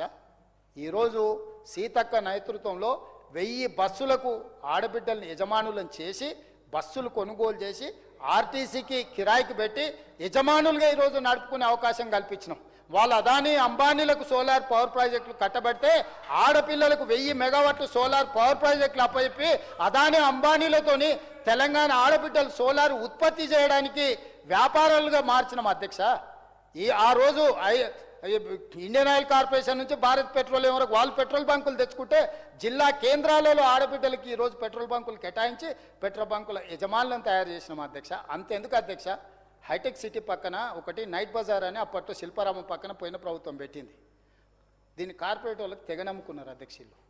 నేను వచ్చి చూస్తే ఇంత మంచిది ఏమవుతుందని చూస్తే అమ్మేసుకోరు అధ్యక్ష, ముంగేసే వరకల్లా నాకు చికాకు వచ్చి మింగిన దాన్ని లోపల నుంచి బయటికి గుంజిన అధ్యక్ష. గుంజి మహిళా ఆడబిడ్డలకు ఇందిరా మహిళా శక్తి బజార్ కింద పెట్టి 106 స్టాల్స్ 3.5 ఎకరాలు 1000 కోట్ల ఆస్తిని ఆడబిడ్డలకు అప్పచెప్పి తెలంగాణ మారుమూల పల్లెల్లో ఆడబిడ్డలు ఉత్పత్తి చేసే అన్ని వస్తువులను అక్కడ ప్రదర్శించి ప్రపంచానికి చూపించే విధంగా, ప్రపంచానికి అమ్మడానికి ఇక్కడనే కాదు అమెజాన్ ప్లాట్ఫామ్ మీద ఈరోజు ఆడబిడ్డలు ఉత్పత్తి చేసే వస్తువులను ఈరోజు అమ్మకాలకు పెట్టేందుకు ప్రపంచమే ఒక మార్కెట్గా ఆడబిడ్డలకు ఈరోజు సృష్టించినాం అధ్యక్ష. ఇదే కాదు, ఈరోజు జిల్లా కేంద్రాలలో అదొక మళ్ళీ అమ్మకాల మీద ఓ రోజు మొత్తం మాట్లాడతా. అదేవిధంగా అధ్యక్ష, ఈరోజు ఇందిరా మహిళ ఈ స్వయం సహాయక సంఘాలకు అన్ని జిల్లా కేంద్రాలలో ఈరోజు 22 భవనాలను మనం ప్రారంభించుకోబోతున్నాం అధ్యక్ష. ఎక్కడికక్కడ జిల్లా మహిళా సంఘాలకు కూర్చోవడానికి, మాట్లాడుకోవడానికి, వ్యాపారాన్ని విస్తరించుకోవడానికి ఈరోజు వాళ్ళకు అన్ని రకాలుగా మనం సహాయం అందించి తొందరలోనే 22 జిల్లా కేంద్రాలలో కోట్ల రూపాయలతో నిర్మించిన ఆత్మగౌరవంతో నిలబడ్డ ఇందిరా మహిళా శక్తి జిల్లా కేంద్రాలను మనం ప్రారంభించుకోవడానికి ఈరోజు మహిళల కోసం మనము కార్యక్రమాలు తీసుకొని ముందుకు వస్తున్నాం అధ్యక్ష. ఆడబిడ్డల్ని ఆర్థికంగా నిలబెట్టినందుకైనా అభినందించాలి కదా. వాళ్ళ ఇంట్లలో ఆస్తి పంపకాలు ఉండొచ్చు, ఆడబిడ్డ మీద వాళ్ళకి చిన్న చూపు ఉండొచ్చు. మొదటి 5 సంవత్సరాలు ఒక్క ఆడబిడ్డకు కూడా మంత్రివర్గంలో అవకాశం ఇవ్వకపోవచ్చు. ఆడబిడ్డలు అంటే చిన్న చూపు వాళ్ళ ఇంట్లో ఉండొచ్చు, వాళ్ళ పార్టీ విధానం ఉండొచ్చు. కానీ మేం తెచ్చిన మహిళా పాలసీని, మహాలక్ష్మి విధానాన్ని అభినందించాల్సిన బాధ్యత వాళ్ళకి లేదా? సొంతింటి ఆడబిడ్డ కన్నీటి పెట్టి వీధిలోకి వస్తే ఏ కుటుంబానికైనా మేలు జరుగుతుంది అధ్యక్ష? ఎక్కడైతే ఆడబిడ్డ కన్నీరు పెడుతుందో అక్కడ కష్టాలే తప్ప ఇంకా ఏమి మిగిలవని చరిత్ర చెప్తుంది అధ్యక్ష. ఇప్పటికైనా కనువిప్పు కలిగించి సంపాదించిన దాంట్లో కొంత పంచండి. మొత్తం తింటే పైకి మొన్న చెప్పిన అధ్యక్ష, నేను ఎక్కడనో ఎంత ఉన్నా పైకి పోయేటప్పుడు ఆర్టీజీఎస్ లేదు, బదిలీ చేసుకోవడానికి ఇక్కడనే వదిలిపోవాలని. అంతోటి దానికి ఇంతోటి దురాశ ఎందుకు అధ్యక్ష? ఉన్నోళ్ళు తలా కొంత వంచుకుంటే అయిపోద్ది కదా. అది చేయకుండా మమ్మల్ని నిందిస్తే ఏమొస్తుంది అధ్యక్ష? పదే పదే నేనేదో విమర్శించిన, నేనేదో చేస్తున్నాను మాట్లాడతారు అధ్యక్ష. మీ సొంతింటి ఆడబిడ్డను నీ పక్కలో కూర్చున్న వాళ్ళు లిక్కర్ రాని అన్నారా అధ్యక్ష? మీరే లిక్కర్ కింగ్ అన్నారు. మీ సొంత ఇంటి ఆడబిడ్డను లిక్కర్ రాని, లిక్కర్ కింగ్ అని నువ్వు బీఫామ్లు ఇచ్చిన ఎమ్మెల్యేలు అంటుంటే సోదరుడిగా నీకు కనీసం చీమ గుట్టినట్టయినా ఉండదా అధ్యక్ష? ఈ ఒక్క ఉదాహరణ మొత్తం మహిళా సమాజానికి ఒక అవగాహన వచ్చేసింది. వారు ఏ పార్టీ మనిషి, ఏం ఆలోచన అధ్యక్ష? భిన్నాభిప్రాయాలు ఉండొచ్చు, భేదాభిప్రాయాలు ఉండొచ్చు, కుటుంబంలో తగాదాలు ఉండొచ్చు, ఆస్తి తగాదాలు ఉండొచ్చు. దాయాదుల పోరు మహాభారతంలో చూసినాం. రాజ్యాల కోసం కుత్తుకలు కోసుకున్న వాళ్ళని చూసినాం. కానీ సొంత ఇంటి ఆడబిడ్డను సొంత మనుషులతోని సోషల్ మీడియాలో దుబాయ్ నుంచి తిట్టిపిచ్చి, అదేవిధంగా సొంత ఎమ్మెల్యేలు, మీరు బీఫామ్ ఇస్తే గెలిచిన ఎమ్మెల్యేలు లిక్కర్ రాని అని, లిక్కర్ కింగ్ అని ఇట్లాంటి మాటలు మాట్లాడుతుంటే కనీసం నియంత్రించే ప్రయత్నం చేయకపోవడం అనేది ఏ మేరకు సమంజసము, ఏ మేరకు వీళ్ళకు మహిళల పట్ల గౌరవం ఉందో ఈ ఒక్క సంఘటన పట్టి చూస్తే ఉడికిందా లేదా అన్నమని చూడడానికి ఒక మెతుకు పట్టుకొని చూస్తే తెలుస్తుంది అధ్యక్ష. కాబట్టి దయచేసి ఇంకా ఎక్కువ వద్దు చర్చ, నేను డీటెయిల్గా బోదలుచుకోలేదు. దయచేసి వదిలేసే ఇక నన్ను ఇంత మించి మాట్లాడనీయకు. అదేవిధంగా అధ్యక్ష, రాజీవ్ ఆరోగ్యశ్రీ ఆనాడు 2 లక్షలు రాజశేఖర రెడ్డి గారు పేదలకు కార్పొరేట్ వైద్యాన్ని అందించాలని డాక్టర్ వైఎస్ రాజశేఖర రెడ్డి గారు తీసుకొచ్చిన పథకం, దాన్ని నిర్వీర్యం చేసి సర్వనాశనం చేసిరు. నేను వచ్చిన ఎంబడే 2 రోజుల్లోనే 5 లక్షల నుంచి 10 లక్షలకు పెంచి ఈ రోజు వరకు అధ్యక్ష ఈ రోజు వరకు రాజీవ్ ఆరోగ్యశ్రీకి 2300 కోట్ల రూపాయలు మా ప్రభుత్వం పేదల ఆరోగ్యానికి ఖర్చు పెట్టింది అధ్యక్ష.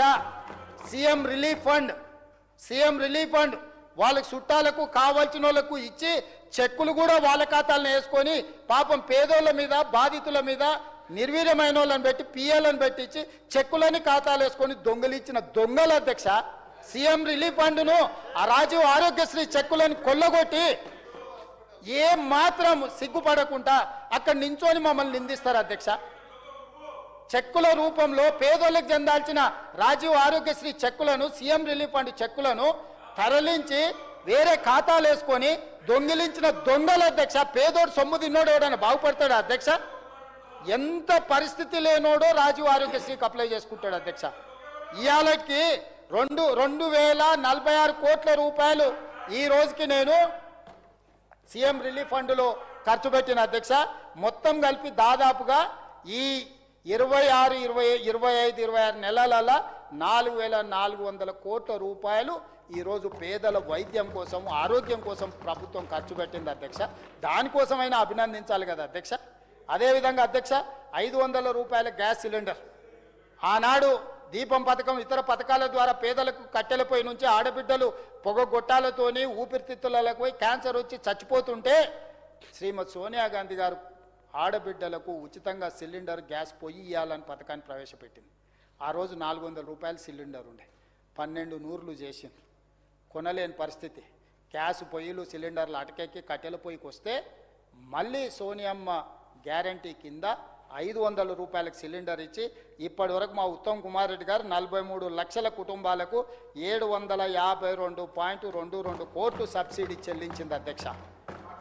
అధ్యక్ష అదే విధంగా గృహజ్యోతి ఫామ్ హౌస్లు ఉన్నోళ్లకు పెద్ద పెద్ద భూములు ఉన్నోళ్ళకు భూస్వాములకే ఉచితం కాదు, పేదవాడి ఇంటుల్లో వెలుగులు చూడాలి, వాళ్ళ కళ్ళల్లో ఆనందం ఉండాలి అని గృహజ్యోతి 200 యూనిట్లు ఉచితంగా 52,96,000 పేద మధ్యతరగతి కుటుంబాలకు ఇప్పటి వరకు 3,097 కోట్ల రూపాయలు 200 యూనిట్లు ఉచిత కరెంటు కోసం ఈ రాష్ట్ర ప్రభుత్వం నిధులు ఖర్చు పెట్టింది అధ్యక్ష. అదేవిధంగా చదువుకునే పిల్లల కోసం 39,000 ప్రభుత్వ స్కూలు కాలేజీలు విద్యా సంస్థలకు ఉచితంగా ఈరోజు మా ప్రభుత్వం విద్యుత్ ఇచ్చింది అధ్యక్ష. విద్యా సంస్థలకు ఉచితంగా విద్యుత్ ఇవ్వాలన్న సోయి వాళ్ళకు లేదు. ఈరోజు మేము వచ్చినాక పేద పిల్లలకు చదువుకోవడానికి మళ్ళా మాత్రం కంప్యూటర్లు స్క్రీన్లు టీవీలు అన్ని కొంటమని కమిషన్లు కొట్టేసి అవి కొన్నారు. కానీ అవి నడవడానికి ఇవ్వాల్సిన కరెంటు ఇవ్వకుంటుంటే ఇన్ని స్కూళ్ళకు ఉచితంగా కరెంటు మేము ఇచ్చినాం అధ్యక్ష, మా మంత్రివర్గం ఇచ్చింది అధ్యక్ష. అదేవిధంగా ఇందిరమ్మ ఇండ్లు డబుల్ బెడ్రూమ్ ఇండ్లు అన్నారు. ఏం మాట్లాడిండ్రు అధ్యక్ష ఆనాడు ఎలక్షన్ల ముందు? ఇందిరమ్మ ఇల్లు డబ్బా ఇల్లు, కాళ్ళు కొడుకు వస్తే యాడ్ ఉండాలి, కోడలు వస్తే కొడుకు కోడలు ఉంటే యాడ్ ఉంటారు, బిడ్డ అల్లుడు పండగ వస్తే యాడ్ ఉంటాడు, కాళ్ళు చాపుకుంటే కాళ్ళు బయట ఉంటాయి, గొర్రె పిల్లనో మేక పిల్లనో కుక్క పిల్లలు ఉంటే ఎడగట్టేసుకుంటారు. డబ్బా ఇల్లు వద్దు, డబుల్ బెడ్రూమ్ ఇల్లు ముద్దు అని పెద్ద ఎత్తున ప్రచారం చేశారు. నేనేం చెప్పిన అధ్యక్ష, ఏడ ఇందిరమ్మ ఇల్లు ఉంటే గాడ మేము ఓట్లు అడుగుతాం, ఏడో డబుల్ బెడ్రూమ్ ఇల్లు ఉంటే గాడ మీరు ఓట్లు అడుగుతుంది, మీకు 100 నియోజకవర్గాలలో డిపాజిట్ వస్తే ముక్కు నేలకు రాస్తా అని చెప్పిన. వాళ్ళు ఇంటికి పోయారు, మేము ఇక్కడికి వచ్చినాం. ఎన్ని మా పొంగులేటి శ్రీనివాసరెడ్డి గారు ఆ శాఖ నిర్వహిస్తారు. ప్రతి నియోజకవర్గానికి 3,500, సిద్దిపేట సిరిసిల్ల గజ్వేల లాంటి నియోజకవర్గాలకు కూడా ఎక్కడ వివక్ష చూపించకుండా 3,500 ఇండ్లు ప్రతి నియోజకవర్గానికి 4,50,000 ఇండ్లు ఈరోజు మేము మంజూరు చేసినాం అధ్యక్ష. ఆ ఇండ్లల్లో ఇప్పటి వరకు పొంగులేటి శ్రీనివాసరెడ్డి గారు 22,500 కోట్లతోని ఈ పథకాన్ని మొదలు పెడితే ఇప్పటి వరకు 5,100 కోట్లు ఎవ్వరు పని చేసుకుంటే వాళ్ళ ఖాతాలకు నగదు టకా టకామని పడేటట్టు, ఎక్కడ అవినీతి డబుల్ బెడ్రూమ్ ఇళ్లలో ఎంతమంది దళారులు ఉండరో, ఎన్ని లక్షల కోట్ల రూపాయలు చేతులు మారినవో ధైర్యం ఉంటే విచారణకు అడగమని చెప్పారు అధ్యక్ష. నిజాలు నిగ్గు తేల్చే పని మేము చేస్తాం. ఈరోజు ఎక్కడ కూడా చిల్లి గవ్వ లేకుండా నిజమైన పేదవాడికి ఈరోజు ఇందిరమ్మ ఇండ్లు ఇచ్చి ఇప్పటికే 5,100 కోట్ల రూపాయలు పేదలకు చెల్లించినాం. ఆ ఇండ్లు గృహప్రవేశం చేసి వాళ్ళ దగ్గర కూర్చొని సహపంక్తి భోజనం చేసి వచ్చినాం అధ్యక్ష. మేము మా మంత్రి పొంగులేటి శ్రీనివాసరెడ్డి గారు ఇతర మంత్రులతో కలిసి. వీళ్ళ అధ్యక్ష మాకు సవాల్ విసిరేది, వీళ్ళకి ఆ స్థాయి ఉందా మా ఎదురుగా నిలబడి మాట్లాడేటంత? వీళ్ళ మమ్మల్ని విమర్శించేది. అదేవిధంగా రైతు రుణమాఫీ 25,35,964 మంది రైతులకు 20,616 కోట్ల రూపాయల రైతు రుణమాఫీ 2 లక్షల రూపాయలు మొదటి సంవత్సరంలోనే చేసి రైతు రుణమాఫీ చేసి రైతులకు విముక్తి కలిగించి నిన్నగాక మన కేంద్ర ప్రభుత్వం విడుదల చేసిన నివేదికలో అతి తక్కువ అప్పులున్న రైతు రాష్ట్రం తెలంగాణ రాష్ట్రాన్ని కేంద్ర ప్రభుత్వం ప్రకటించింది అధ్యక్ష. అందుకే ఈరోజు ఇదే కాదు, రైతు భరోసా 1,52,00,000 ఎకరాలకు 70 లక్షల పైగా రైతులకు ఇప్పటి వరకు 18,000 కోట్ల రూపాయలు ఇచ్చినాం.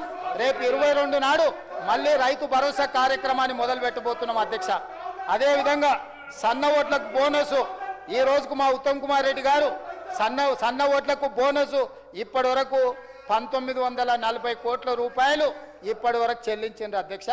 ఇవి మా గ్యారంటీలు. ప్రజలు మమ్మల్ని నమ్మిండ్రు కాబట్టి మాకు కంటోన్మెంట్ ఉప ఎన్నికలలో పట్టం కట్టిరు, జూబ్లీ హిల్స్ ఉప ఎన్నికలలో పట్టం కట్టిరు, సర్పంచ్ ఎన్నికలలో 66% సీట్లు ఇచ్చి పట్టం కట్టిరు, మున్సిపల్ ఎన్నికలలో 85 నుంచి 90% ఓట్లు ఇచ్చి పట్టం కట్టిరు. ఇది రెఫరెండం అన్నోళ్లకు ప్రజలు గుణపాఠం చెప్పిండ్రు. లోకసభలో మీకు గుండుసున్న ఇచ్చారు అధ్యక్ష. 2023 డిసెంబర్లో అధికారం పోయింది. 2024లో పార్లమెంటులో గుండుసున్న వచ్చింది. తర్వాత అసెంబ్లీలు సర్పంచులు మున్సిపల్ ఎన్నికల్లో ఇన్ని ఎన్నికల్లో ప్రజలు తీర్పిస్తే ఇది ప్రజల తప్పు, మేము మంచోళ్ళమే అని ముసిగేసుకొని వాళ్ళు ఇట్లా అబద్ధాలు చెప్పుకొని కాలం గడుపుతున్నారు అధ్యక్ష. ఇది ఏమీ ప్రయోజనం లేదు. వాస్తవాలను గుర్తెరగండి, భూమి మీదకి దిగండి దయచేసి. మీరు రాజులు కాదు, ఇది మీ రాజ్యము కాదు. ప్రజలు రాజులు. ప్రజలు తీర్పిచ్చి వాళ్ళ సేవకులను నియమించుకుంటారు. వాళ్ళకి సరైన విధంగా హామీలను అమలు చేసి గ్యారంటీలను అందిపుచ్చి నిరుద్యోగ యువతకు ఉద్యోగ ఉపాధి అవకాశాలు, విద్యార్థులకు చదువులు నాణ్యతతో కూడుకున్న, ఒకప్పుడు చదువే లేదు, ఈరోజు గ్రామాలకు చదువు వచ్చింది, కానీ ఆ చదువులో నాణ్యత లేదు, ఆ చదువులో నైపుణ్యం లేదు. నాణ్యత కలిగిన చదువు, నైపుణ్యంతో కూడుకున్న శిక్షణ ఈరోజు విద్యార్థులు ఆశిస్తున్నారు. అందుకే నాణ్యతతో కూడుకున్న విద్య, బ్రేక్ఫాస్ట్తో పాటు ఉదయం బ్రేక్ఫాస్ట్, మధ్యాహ్నం లంచ్ కూడా ఇచ్చి నర్సరీ నుంచి 12th క్లాస్ వరకు తెలంగాణ ఎడ్యుకేషన్ పాలసీని అమెండ్ చేసి తద్వారా పేదలకు నాణ్యమైన విద్యను అందించాలని 12th పైన చదువుకునే వాళ్ళకు వృత్తి నైపుణ్యాన్ని ఇచ్చి బ్లూ కాలర్ జాబులు క్రియేట్ చేయాలని, వైట్ కాలర్ జాబులు